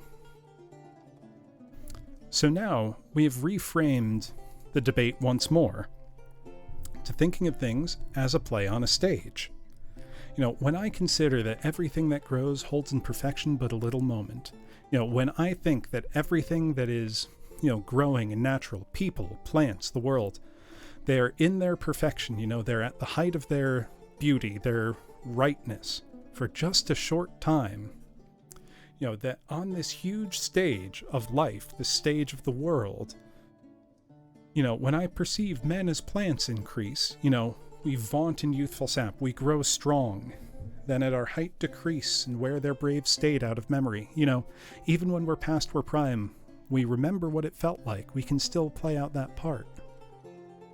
When thinking that, that's the backdrop for this next thought. Starting at, the conceit of this inconstant day sets you most rich in youth before my sight. You are the one. And wasteful time debateth with decay to change your day of youth to sullied night. It's like, I am watching this as on a stage as you slip away from the height of your beauty and grace, and all in war with time for love of you, as he takes from you, I engraft you new. It's like, I am pouring my love into you. I want you to increase the love in the world. Let's read that one again. When I consider everything that grows holds in perfection but a little moment, that this huge stage presenteth naught but shows whereon the stars in secret influence comment, when I perceive that men as plants increase, cheered and checked even by the self-same sky, vaunt in their youthful sap, at height decrease, and wear their brave state out of memory, then the conceit of this inconstant stay sets you most rich in youth before my sight, where wasteful time debateth with decay to change your day of youth to sullied night, and all in war with time for love of you, as he takes from you, I engraft you new. But wherefore do you not a mightier way make war upon this bloody tyrant time, and fortify yourself in your decay with means more blessed than my barren rhyme? Now stand you on top of happy hours, and many maiden gardens yet unset, with virtuous wish would bear you living flowers, much liker than your painted counterfeit. So should the lines of life that life repair, which this, time's pencil, or my pupil pen, neither in inward worth nor outward fair can make you live yourself in eyes of men. To give away yourself keeps yourself still, and you must live drawn by your own sweet skill. So once again, we've reframed the argument to a battle, between time and Shakespeare's pen. And not just Shakespeare's pen, but time's pencil. So let's think of it more directly. Shakespeare's asking directly, but wherefore do you not a mightier way make war upon this bloody tyrant time? Why don't you fight harder against time? Fortify yourself with means more blessed than my barren rhyme. Shakespeare's putting himself down here. He's saying, my rhyme is barren. And I don't think barren is, an incidental word choice here. I think we're very clearly still tied into fertility language, because we go on and say, many maiden gardens yet unset, with virtuous wish would bear you living flowers.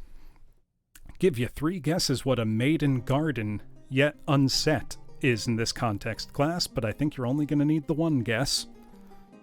Especially if Shakespeare's rhyme is barren. A maiden garden yet unset. What could that be? He's basically saying there are so many women who would be happy to bear you a child, to bear you living flowers. So should the lines of life that life repair, which this time's pencil, or my pupil pen, neither in inward worth nor outward fair, can make you live yourself in eyes of men. Saying, you are the only one that can do this. And if you give yourself away, you keep yourself still. And you must live drawn by your own sweet skill. Time's pencil can't do it. Shakespeare's pupil pen, pupil to time's pencil. Hello, Xavier. Good to see you. You have joined at the end of a series of sonnets where Shakespeare is basically saying, please, for the love of God, please have kids. You're beautiful. You need to extend your beauty into the world. For the love of God, have kids. Very directly and with very clear, sexual imagery, especially in this sonnet. But I like the volta here, the turn. To give away yourself keeps yourself still. If you have a kid, you continue to exist in the world through that child. And you must live drawn by your own sweet skill. You are the one that can continue this. I can't do it for you. Time can't do it for you. It's you. So let's hear it again with that context. And also, for anyone who's not sure, the word wherefore, whenever you see it, just think why. Why do you not? Wherefore? Same thing. But wherefore do you not a mightier way make war upon this bloody tyrant time, and fortify yourself in your decay with means more blessed than my barren rhyme? Now stand you on the top of happy hours, and many maiden gardens yet unset with virtuous wish would bear you living flowers, much liker than your painted counterfeit. So should the lines of life that life repair, which this time's pencil or my pupil pen, neither in inward worth nor outward fair, can make you live yourself in eyes of men. To give away yourself keeps yourself still, and you must live drawn by your own sweet skill. Who will believe my verse in time to come if it were filled with your most high deserts? Though yet heaven knows it is but a tomb which hides your life and shows not half your parts. If I could write the beauty of your eyes and in fresh numbers number all your graces, the age to come would say this poet lies. Such heavenly touches ne'er touched earthly faces. So should my papers, yellowed with their age, be scorned, like old men of less truth than tongue, and your true rights be termed a poet's rage and stretched metre of an antique song. But were some child of yours alive that time, you should live twice in it and in my rhyme. So concluding this kind of cycle of Shakespeare, entreating someone to please pass your beauty and your wisdom and your grace and your love on to generations to come, saying, who would believe it, if I filled my rhymes with all your highest qualities, right now, my poems are just a tomb hiding your life and showing not even half of your good parts. If I could write the beauty of your eyes, number all your graces, people in the future would say, this guy's a liar, this poet's lying. No one could be that great. And if my papers, that I've written on, are yellow with age, they would be scorned like liars. And your true rights, your true beauty, your true grace would be termed a poet's rage, stretched metre of an antique song, someone just making things up.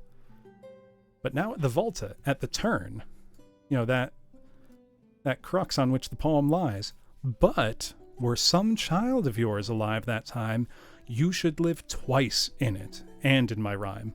So not only will you be alive forever in my poem, but you'll be alive forever because you've had a child.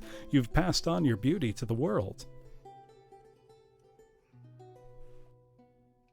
And now we kind of move away from that theme somewhat, and we go into describing the beauties of this person. And this opening line, I would wager, class, that all of you know, because it is an exceedingly famous opening line for a poem. Even if you don't know what it's from, I wouldn't be surprised if you knew this opening line. One moment. Shall I compare thee to a summer's day? Thou art more lovely and more temperate. Rough winds do shake the darling buds of May, and summer's lease hath all too short a date. Sometime too hot the eye of heaven shines, and often is his gold complexion dimmed, and every fair from fair sometime declines, by chance or nature's changing course untrimmed. But thy eternal summer shall not fade, nor lose possession of that fair thou oust. Nor shall death brag thou wanderest in his shade, when in eternal lines to time thou growst. So long as men can breathe or eyes can see, so long lives this, and this gives life to thee. It is, Toru, it is a little passive-aggressive, because it's saying basically, it's both complimentary and one last push. You know, it's saying that I'm only telling the half of it, and people would call me a liar because they would say no one as great as you could ever possibly have lived. But if you have kids, not only do you live on in my poem, you live on in truth. So now we move on to that very wonderful, flowery, romantic language. You know, shall I compare thee to a summer's day? Thou art more lovely and more temperate. You know, if I compare you to a summer's day, you're better than the summer's day, because rough winds shake the darling buds of May. You know, May's windy, summer's leaves hath all too short a date. Summer passes by just quick. Sometimes it's too hot. Too hot the eye of heaven shines. Literally, it's too hot out. And often is his gold complexion dimmed. Sometimes it's cloudy. And every fair from fair sometime declines, by chance or nature's changing course untrimmed. You know, sometimes it's not that nice out. But thy eternal summer shall not fade. Your beauty is always the height of summer, nor lose possession of that fair thou owest. Nor shall death brag thou wanderest in his shade. You know, death cannot claim to have you. Why? Because in eternal lines to time thou growst. So long as men can breathe or eyes can see, so long lives this, and this gives life to thee. Shakespeare is saying, not only is your beauty surpassing that of a summer's day, death itself cannot claim to have you, because you will live forever in my poem for as long as men can breathe and eyes can see. As long as this poem lives, you have that eternal life. And I mean, he's not wrong. You know, almost 500 years later, you know, we are talking about this person still. You know, we know very little about them, but in a very real way, they have become immortal. In the same way, class, as we were earlier talking about the graffiti from Pompeii. You know, we two dear men, friends forever, we're here. If you want to know our names, they are Gaius and Aulus.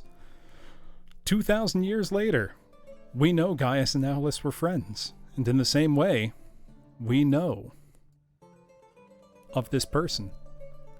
Yeah, I think it's hard to construct a through line through all, 140 or so of the sonnets. They kind of have like thematic chunks.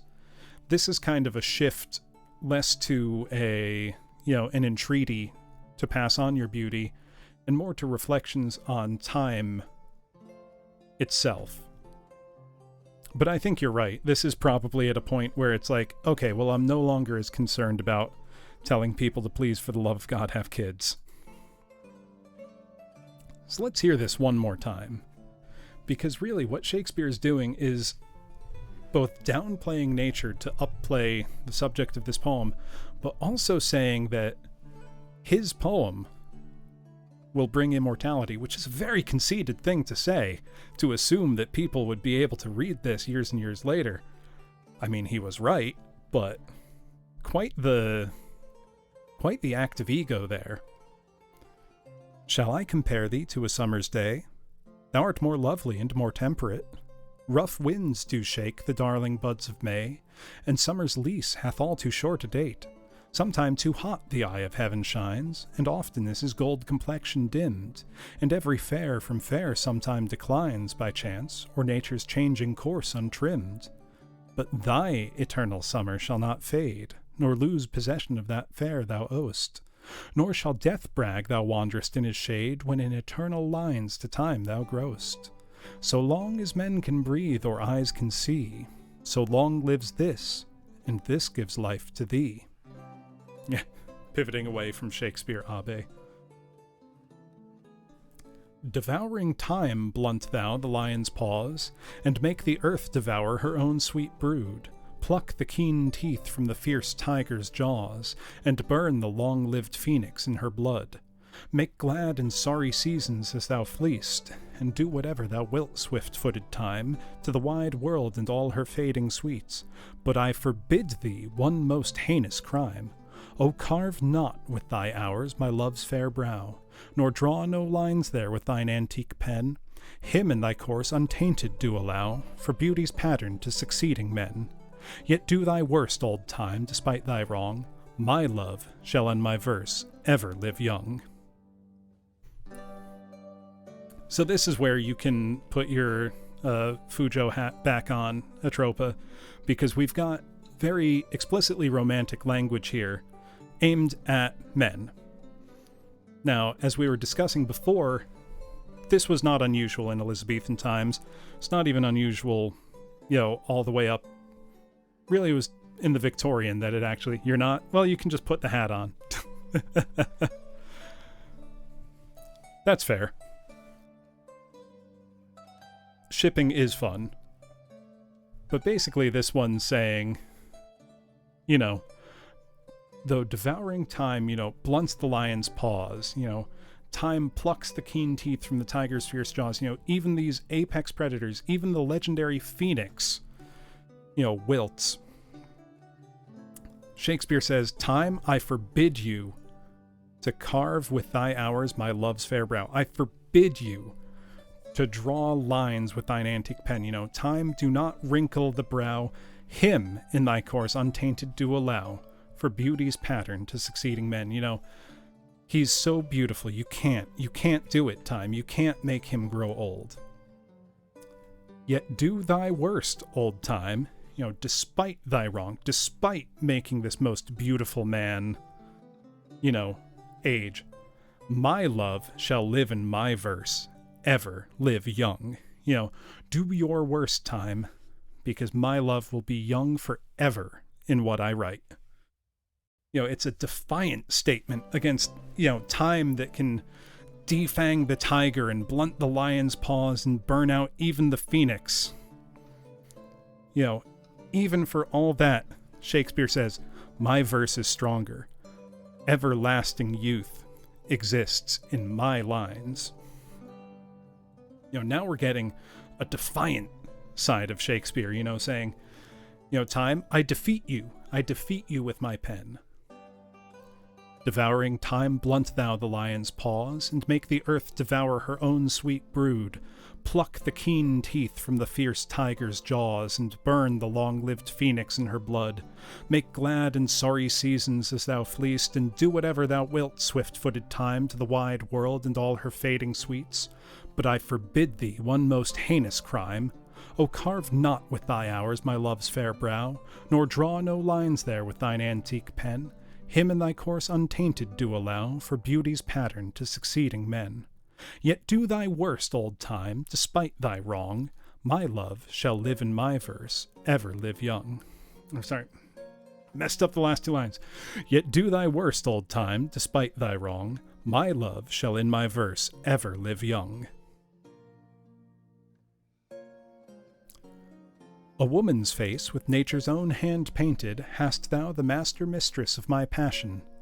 A woman's gentle heart, but not acquainted with shifting change, as is false women's fashion. An eye more bright than theirs, less false and rolling, gilding the object whereupon it gazeth. A man in hue all hues in his controlling, which steals men's eyes and women's souls amazeth. And for a woman wert thou first created, till nature as she wrought thee fell a-doting, and by addition me of thee defeated, by adding one thing to my purpose nothing. But since she pricked thee out for women's pleasure, mine be the love, and thy love's use their treasure. Yeah, Ray, that's, I think, a very constant theme, the idea of immortality through writing. You know? Because it's true in one way. I don't know what happens, to us when we die. I don't think anyone does. But, some version of you will live forever in the things other people have written. And there's something very beautiful about that, especially when it's love poetry like this. Or rather, poetry about love. I don't think there was any one specific subject.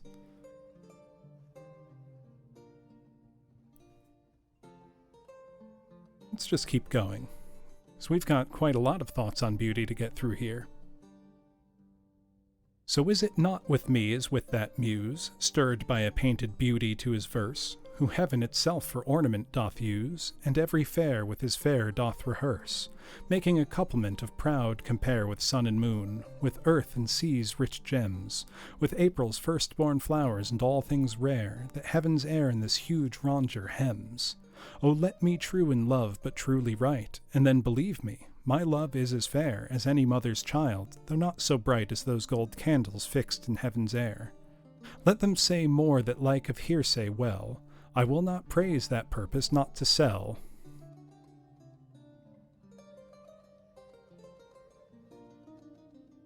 So Shakespeare is saying, I am not mused on by some painted beauty to his verse. He's saying, I'm not inspired by some one woman, to write this.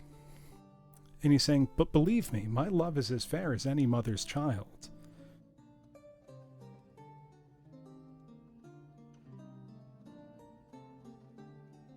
My glass shall not persuade me I am old, so long as youth and thou are of one date, but when in thee time's furrows I behold, then look I death my days should expiate.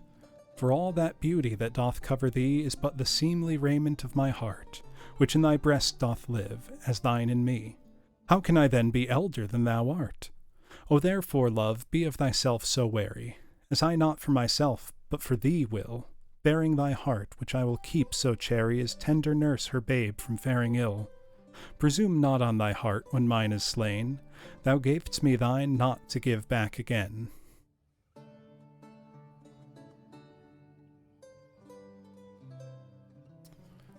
What musical is that?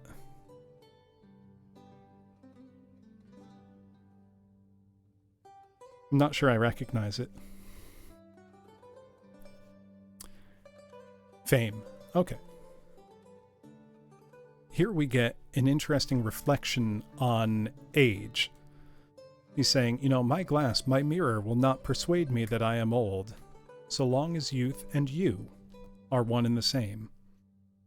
Speaking to his love here. When in thee time's furrows I behold, when I see that you're wrinkled, then I can see my own death coming. But then he says, for the beauty that covers you is but the seemly raiment of my heart. Saying quite directly that beauty's in the eye of the beholder, and I can't imagine ever not seeing you beautiful. How can I then be older than you are? You are forever young and beautiful to me. It's not for myself, but for thee, bearing your heart, which I will keep, so charitable and lovingly, as a tender nurse her babe from faring ill. I watch over you like a mother and her child. Presume not on thy heart when mine is slain. You gave me your heart not to give it back again, and I you.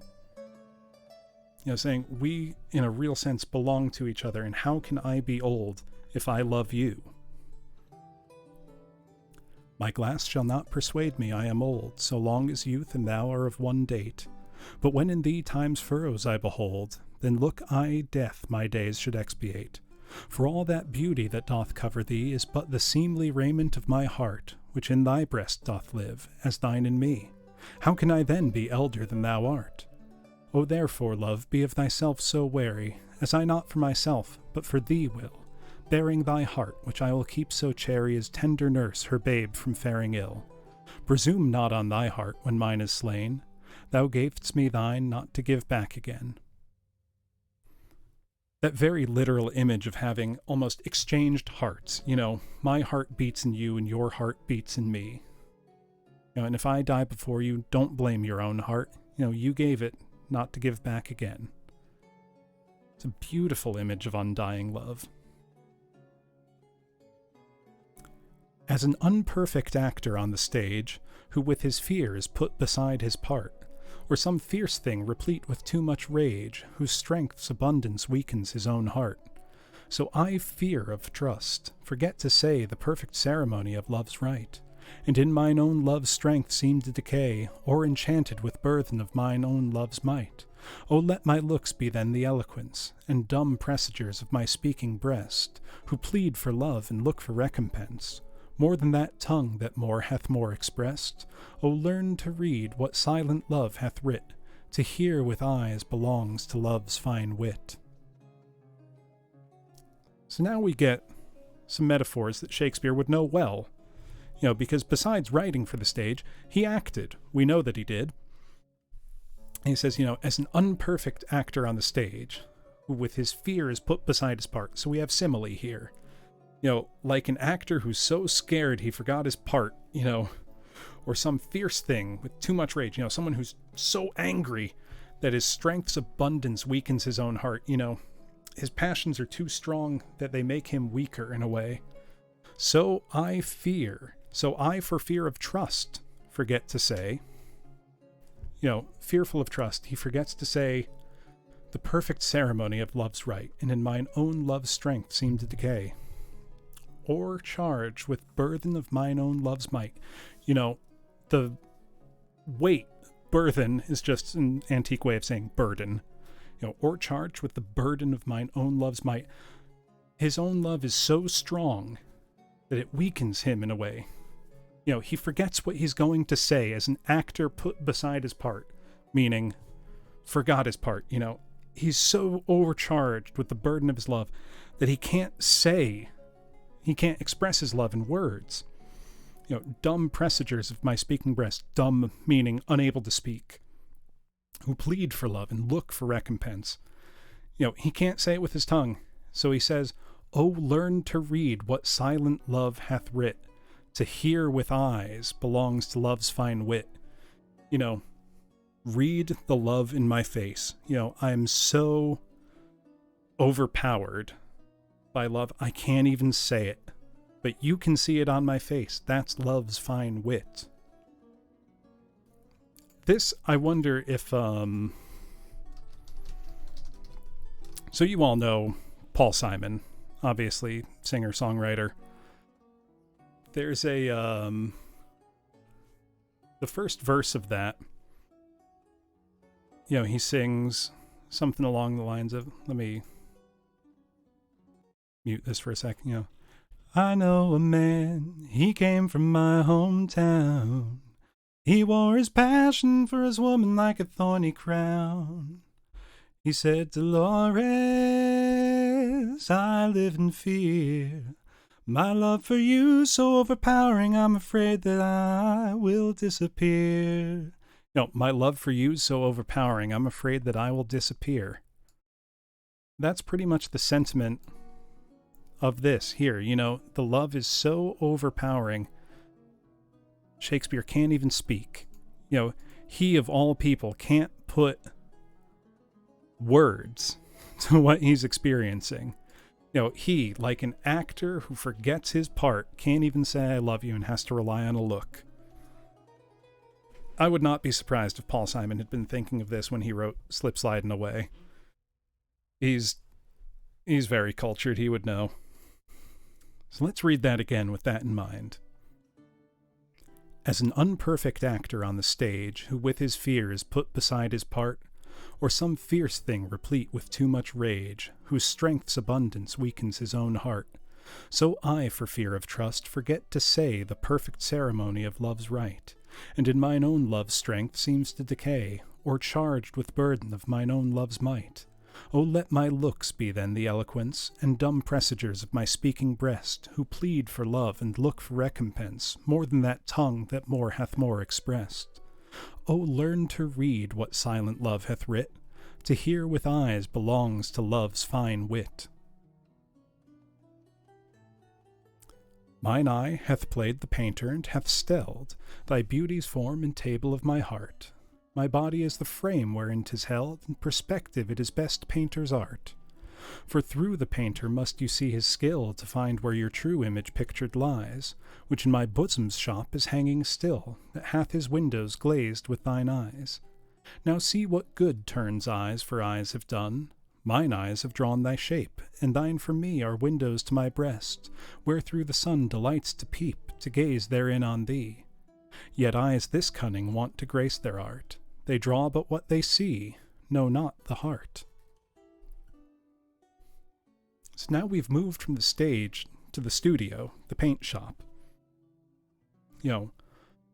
Shakespeare saying, my eyes have played painter, and have captured your beauty in the table of my heart. Table as in, like an artist's easel. And my body is the frame for this painting. In perspective, it is best painter's art. I have captured your image and your likeness. That's what I was trying to say. Tripping over my words here, trying to express it. Through the painter must you see his skill, to find where your true image pictured lies. So this is saying now, so I have captured your beauty with my eyes and have held it in the whole of my being. You must look at me to find where your true image lies. In my bosom's shop, in my heart, your image is hanging still. Mine eyes have drawn thy shape, and your eyes are windows to my breast, where through the sun delights to peep, to gaze therein on thee. But he captures, after giving himself this very complimentary description of his ability to hold his love's image in his heart, he says, they draw but what they see, know not the heart. So we're getting to something here where the painting can't capture the whole. Let's hear it again. Mine eye hath played the painter, and hath stelled thy beauty's form and table of my heart. My body is the frame wherein 'tis held, and perspective it is best painter's art. For through the painter must you see his skill, to find where your true image pictured lies, which in my bosom's shop is hanging still, that hath his windows glazed with thine eyes. Now see what good turns eyes for eyes have done.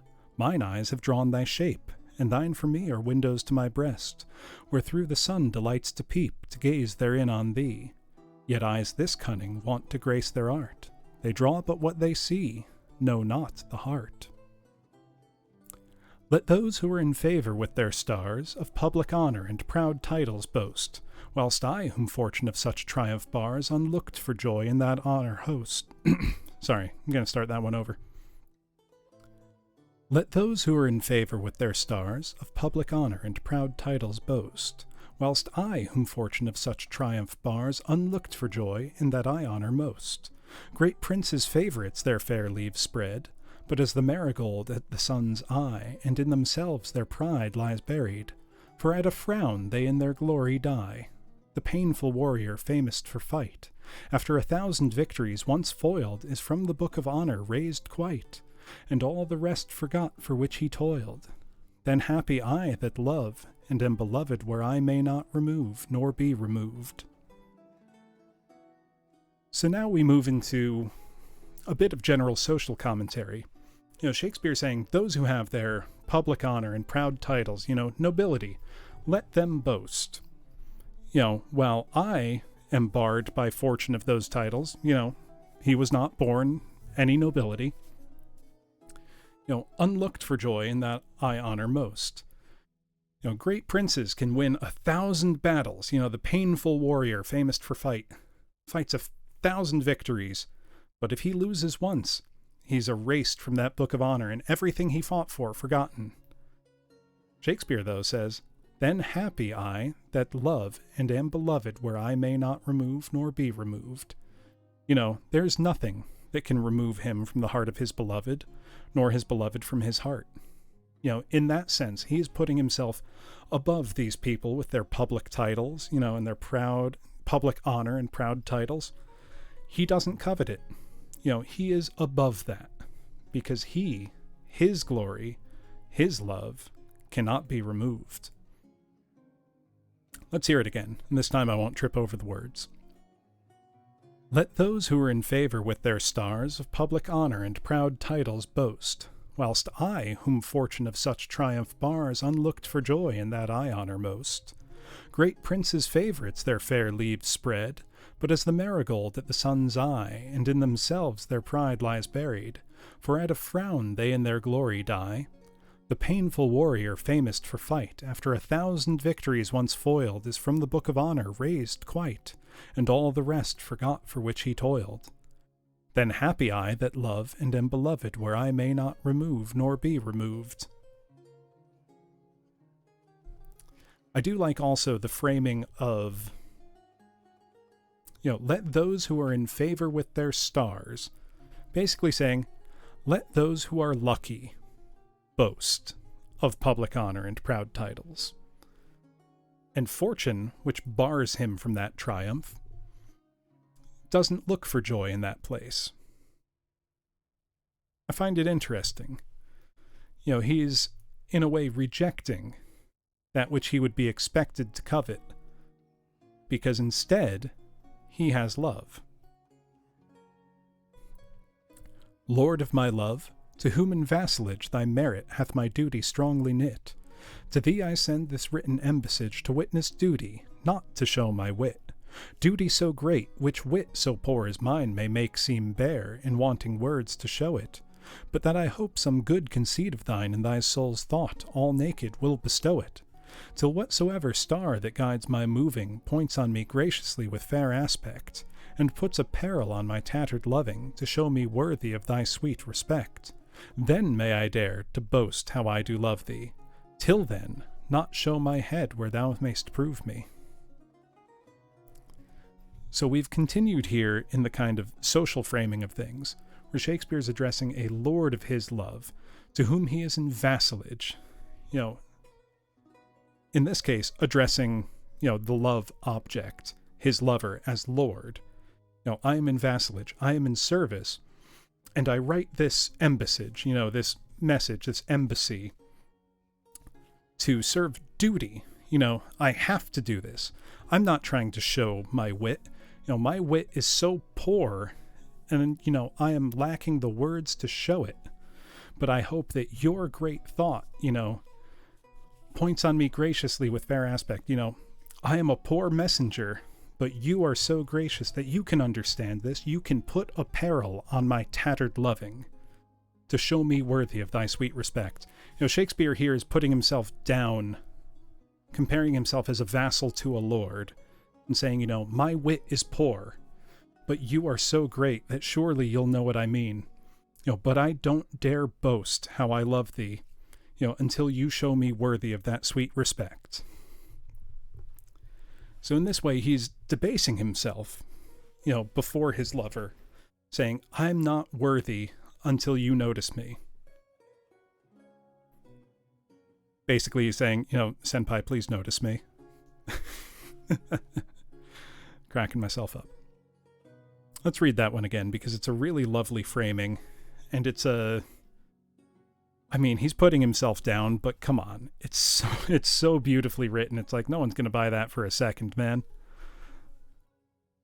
Lord of my love, to whom in vassalage thy merit hath my duty strongly knit, to thee I send this written embassage to witness duty, not to show my wit. Duty so great, which wit so poor as mine may make seem bare, in wanting words to show it, but that I hope some good conceit of thine in thy soul's thought, all naked, will bestow it, till whatsoever star that guides my moving points on me graciously with fair aspect, and puts a peril on my tattered loving, to show me worthy of thy sweet respect. Then may I dare boast how I do love thee, till then not show my head where thou mayst prove me. Oh, Doc Pestis, thank you for joining. I had seen earlier you were playing Bastion, I believe, yes? Love that game. Also, Kamiyana, good to see you. Let's move on. Weary with toil, I haste me to my bed, the dear repose for limbs with travel tired, but then begins a journey in my head, to work my mind when body's work expired.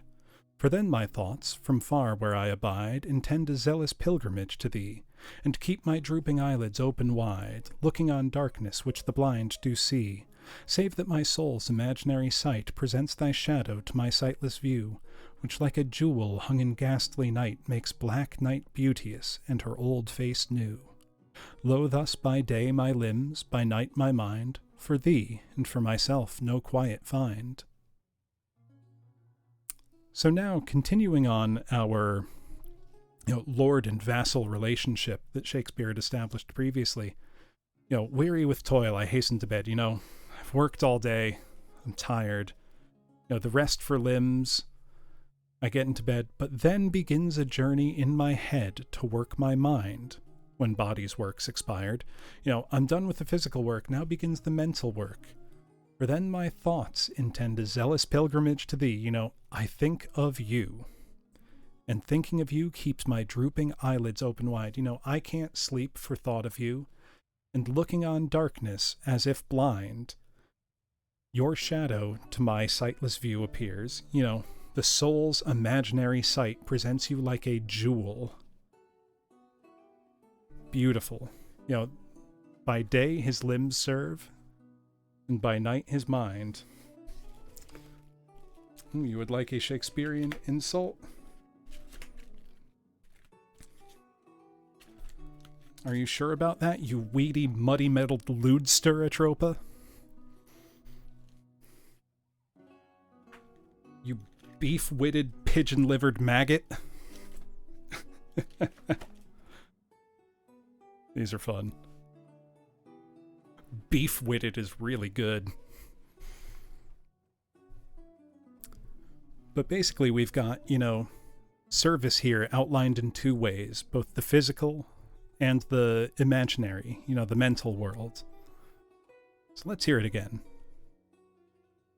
Weary with toil, I haste me to my bed, the dear repose for limbs with travel tired. But then begins a journey in my head to work my mind when body's work's expired. For then my thoughts, from far where I abide, intend a zealous pilgrimage to thee, and keep my drooping eyelids open wide, looking on darkness which the blind do see, save that my soul's imaginary sight presents thy shadow to my sightless view, which like a jewel hung in ghastly night makes black night beauteous and her old face new. Lo, thus by day my limbs, by night my mind, for thee and for myself no quiet find. How can I then return in happy plight that am debarred the benefit of rest, when day's oppression is not eased by night, but day by night and night by day oppressed? And each, though enemies to either's reign, do in consent shake hands to torture me, the one by toil, the other to complain how far I toil, still farther off from thee. I tell the day to please him thou art bright, and dost him grace when clouds do blot the heaven. So flatter I the swart-complexioned night, when sparkling stars twire not thou gilt'st the even. But day doth daily draw my sorrows longer, and night doth nightly make grief's length seem stronger. So here we've got a set of paradoxes opposed. How can I return when I can't rest? When day's oppression is not eased by night, I work all day, and at night I can't get any rest because I'm thinking about you. Day and night, enemies to either's reign, do in consent shake hands to torture me. The one by toil, the other by, my mind's racing. So I praise the day and I flatter the night, but both draw my sorrows longer, and night doth nightly make grief's length seem stronger. The separation here now.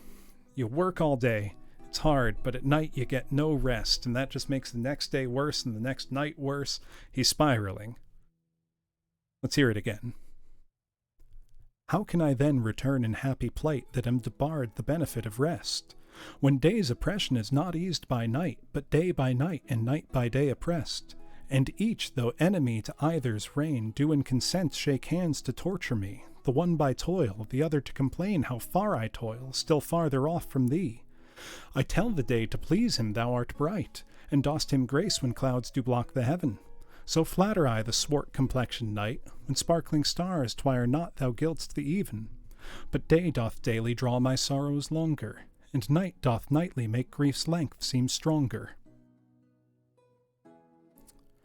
When in disgrace with fortune in men's eyes, I all alone beweep my outcast state, and trouble deaf heaven with my bootless cries, and look upon myself and curse my fate, wishing me like to one more rich in hope, featured like him with friends possessed, desiring this man's art and that man's scope, with what I most enjoy contented least, yet in these thoughts myself almost despising, haply I think on thee, and then my state, like to the lark at break of day arising from sullen earth, sings hymns at heaven's gate, for thy sweet love remembered such wealth brings, that then I scorn to change my state with kings.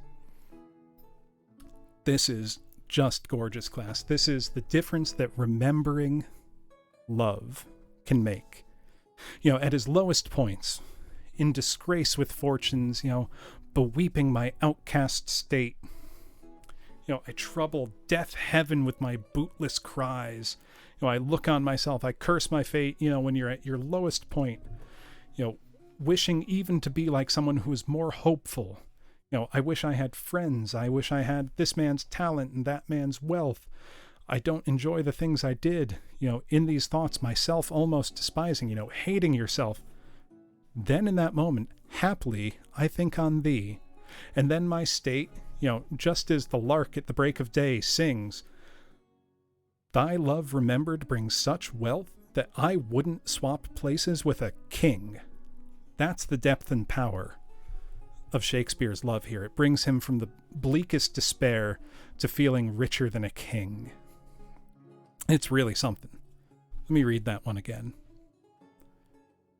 When in disgrace with fortune and men's eyes, I all alone beweep my outcast state, and trouble deaf heaven with my bootless cries, and look upon myself and curse my fate, wishing me like to one more rich in hope, featured like him with friends possessed, desiring this man's art and that man's scope, with what I most enjoy contented least. Yet in these thoughts myself almost despising, haply I think on thee. And then my state, like to the lark at break of day arising from sullen earth, sings hymns at heaven's gate. For thy sweet love remembered such wealth brings, that then I scorn to change my state with kings. When to the sessions of sweet silent thought I summon up remembrance of things past, I sigh the lack of many a thing I sought, and with old woes new wail my dear time's waste. Then can I drown an eye, unused to flow, for precious friends hid in death's dateless night, and weep afresh love's long since cancelled woe, and moan the expense of many a vanished sight. Then can I grieve at grievances foregone, and heavily from woe to woe tell o'er the sad account of fore-bemoaned moan, which I knew pay as if not paid before. But if the while I think on thee, dear friend, all losses are restored, and sorrows end.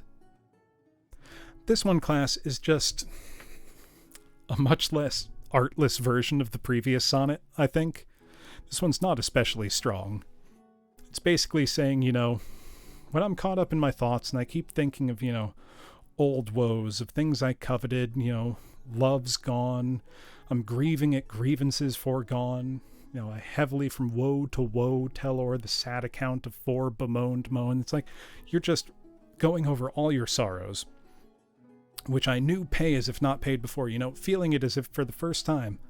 But if the while I think on thee, dear friend, all losses are restored and sorrows end.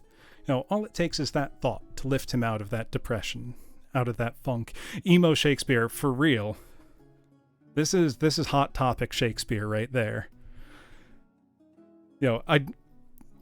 Not his most elegant, I don't think. It's not bad, obviously, but it feels like very similar to Sonnet 29, only not nearly so eloquently put. But let's read it again, because the language is pretty. When to the sessions of sweet silent thought I summon up remembrance of things past, I sigh the lack of many a thing I sought, and with old woes new wail my dear time's waste. Then can I drown an eye unused to flow, for precious friends hidden death's dateless night, and weep afresh love's long since cancelled woe, and moan the expense of many a vanished sight. Then can I grieve at grievances foregone, and heavily from woe to woe tell o'er the sad account of fore bemoaned moan, which I knew pay as if not paid before. But if the while I think on thee, dear friend, all losses are restored, and sorrows end.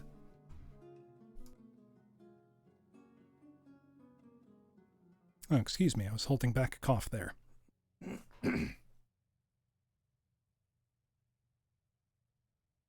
I think let's have a few more. Then I'm going to call it a fairly early night class. It's going to be a busy week for me, so I know I need to get my sleep in this week. Let's see. I want to see how many more do I want to see.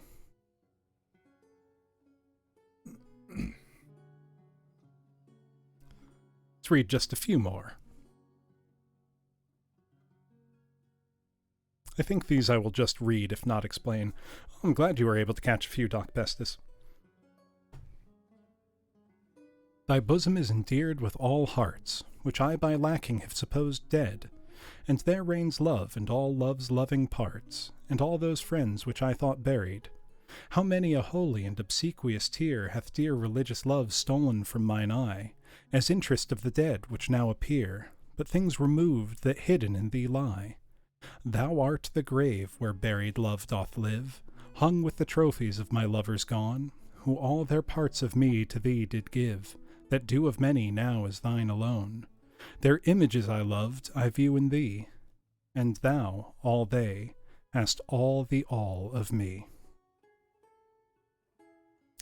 If thou survive my well-contented day, when that churl death my bones with dust shall cover, and shalt by fortune once more resurvey these poor rude lines of thy deceased lover, compare them with the bettering of the time, and though they be outstripped by every pen, reserve them for my love, not for their rhyme exceeded by the height of happier men. O then vouchsafe me but this loving thought, had my friend's muse grown with this growing age, a dearer birth than this his love had brought to march in ranks of better equipage. But since he died, and poets better prove, theirs for their style I'll read, his for his love. Full many a glorious morning have I seen, flatter the mountain tops with sovereign eye, kissing with golden face the meadows green, gilding pale streams with heavenly alchemy, anon permits the basest clouds to ride with ugly wrack on his celestial face, and from the forlorn world his visage hides, stealing unseen to west with this disgrace. Even so my sun one early morn did shine, with all triumphant splendor on my brow, but out alack, he was but 1 hour mine.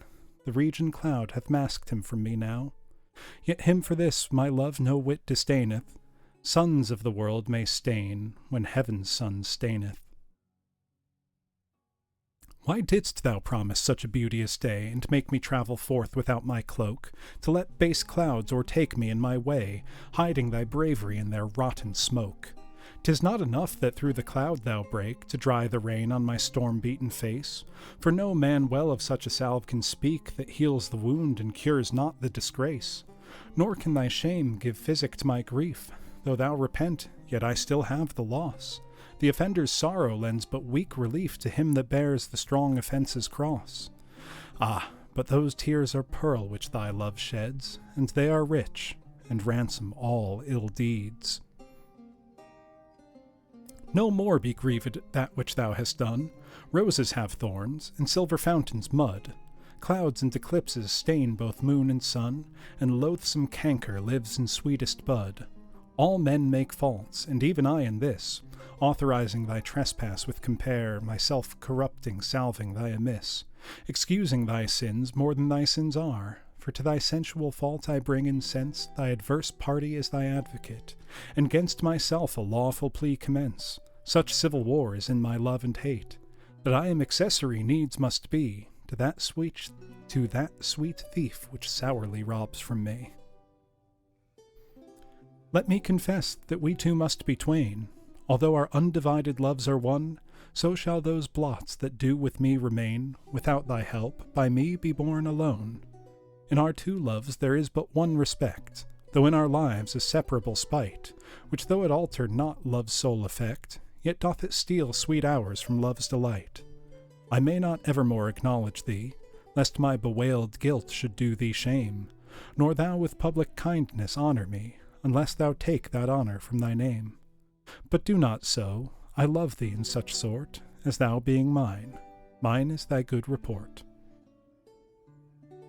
As a decrepit father takes delight to see his active child do deeds of youth, so I, made lame by fortune's dearest spite, take all my comfort of thy worth and truth.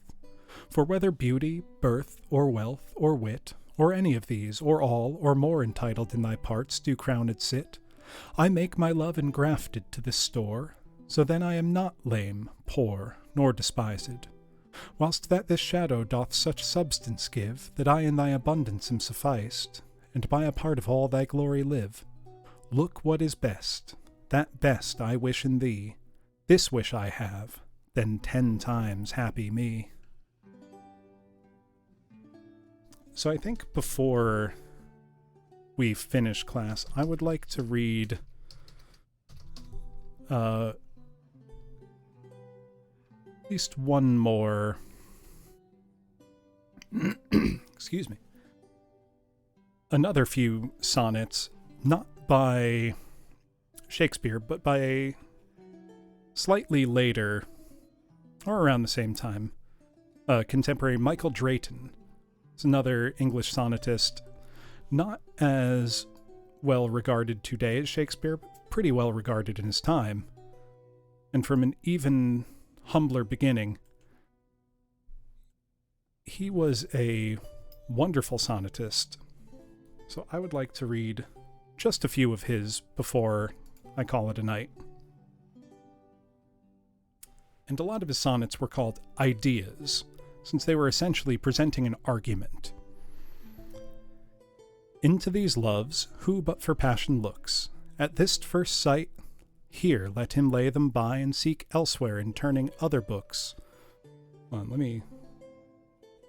That's a little easier to read. Into these loves, who but for passion looks, at this first sight here let him lay them by and seek elsewhere in turning other books, which better may his labour satisfy. No far-fetched sigh shall ever wound my breast, love from mine eye a tear shall never wring, nor in ah me's my whining sonnets dressed, a libertine fantastically I sing.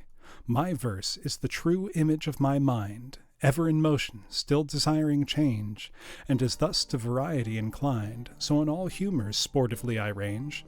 My muse is rightly of the English strain, that cannot long one fashion entertain.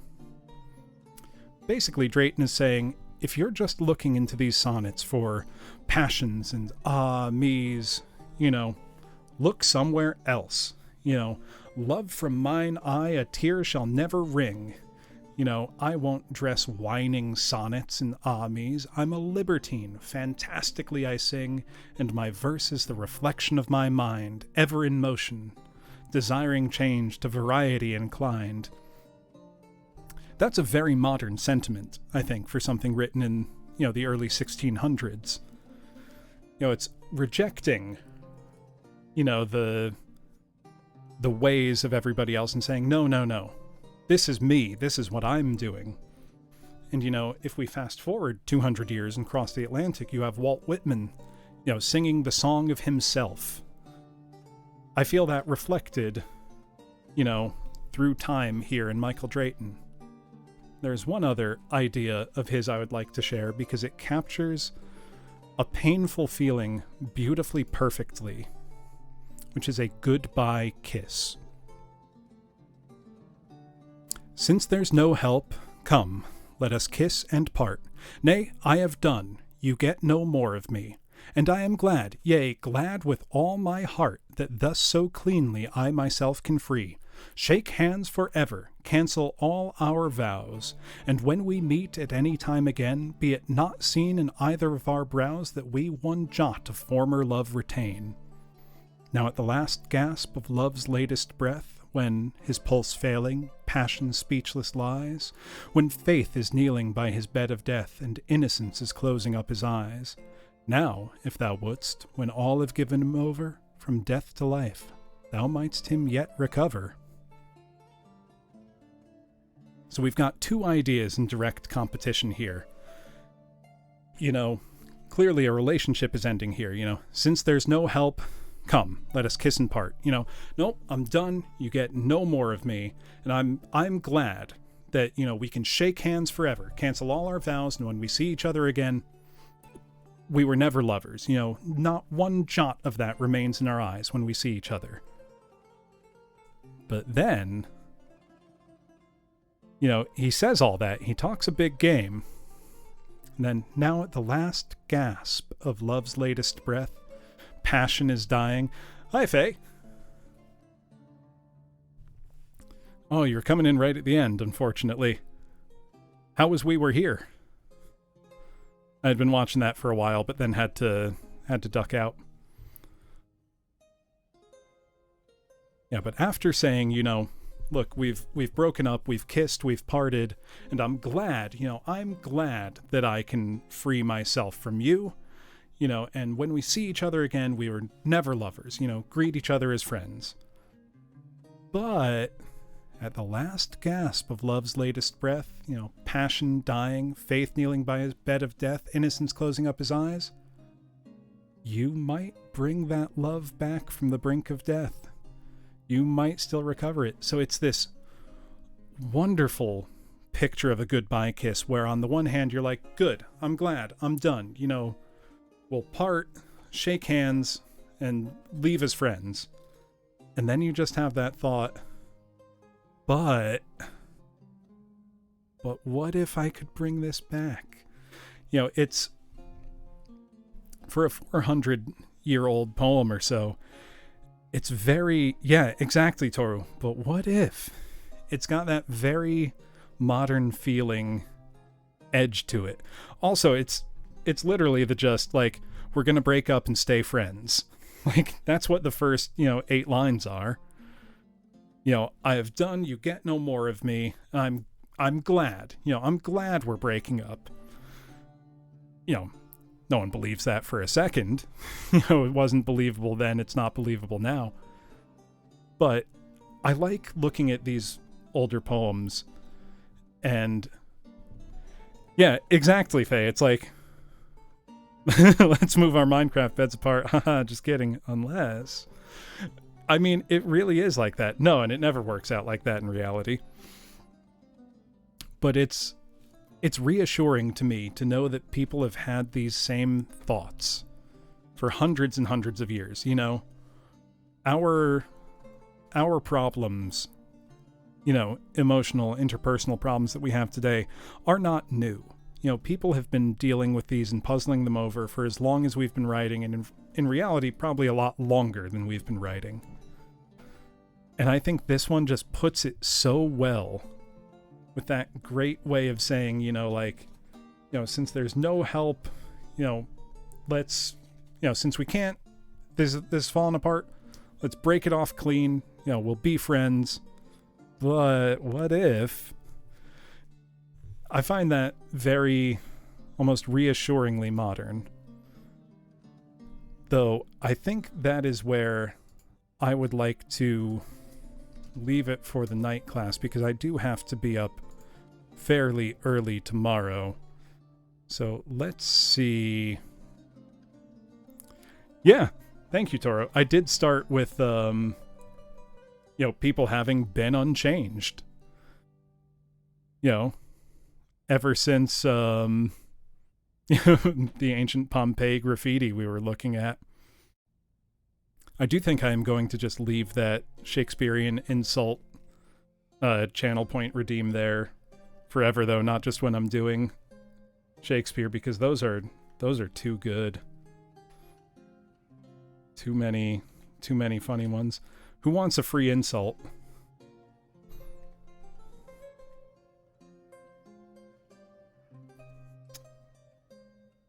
Oh, really? You want to be insulted, Atropa, you frothy, brassy pig nut? You dog-hearted, flap-mouthed bandog?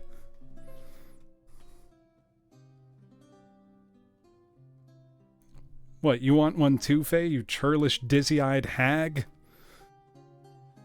You haggard, swaggering jackanapes? I've got a flip book of Shakespearean insults here. You spleeny, ill-breeding miscreant.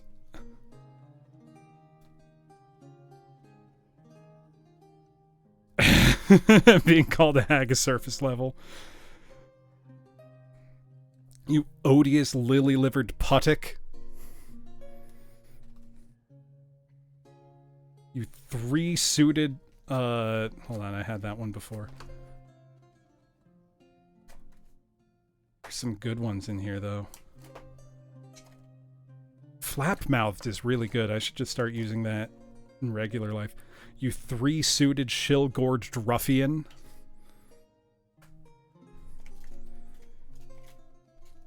You pestilent, beetle-headed jolt-head. These are great. I want to call people jolt-heads. Let's bring that one back. But let us see who is online that we could raid. Ooh, and I know what I want the raid message to be. Give me just a sec. Since it was a reading stream, we'll go with reading raid bow. But let's see who's online doing what.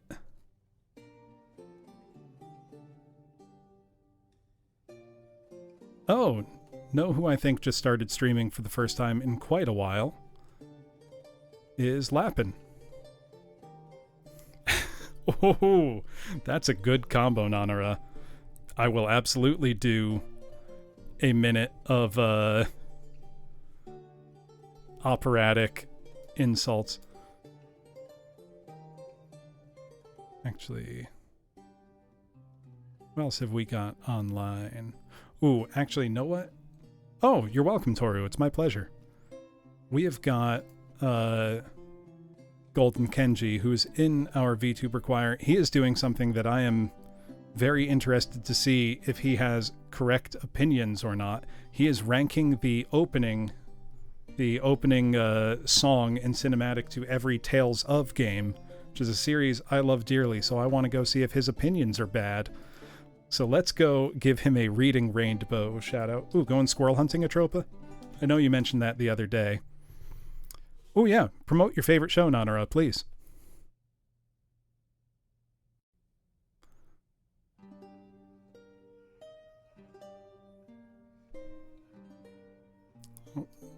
Oh, does the emote not work? Sling into Arrows, a Canadian show. Let me look that up so that I can watch that. I would guess by the title that it is somehow Shakespeare related. You know, the slings and arrows of outrageous fortune. Excellent. I'm going to have to look this up.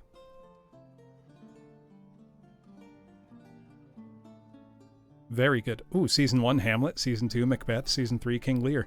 If that's the subject material, I don't think we can go wrong. But let us go raid Kenji, and thank you for the recommendation. Thank you, Atropa, as well, for the novel set in 1880s weeaboo England, for lack of a better way to put it. Let's go see how good or bad Kenji's opinions on the Tales series are. Thank you all for joining me tonight, and have a wonderful night.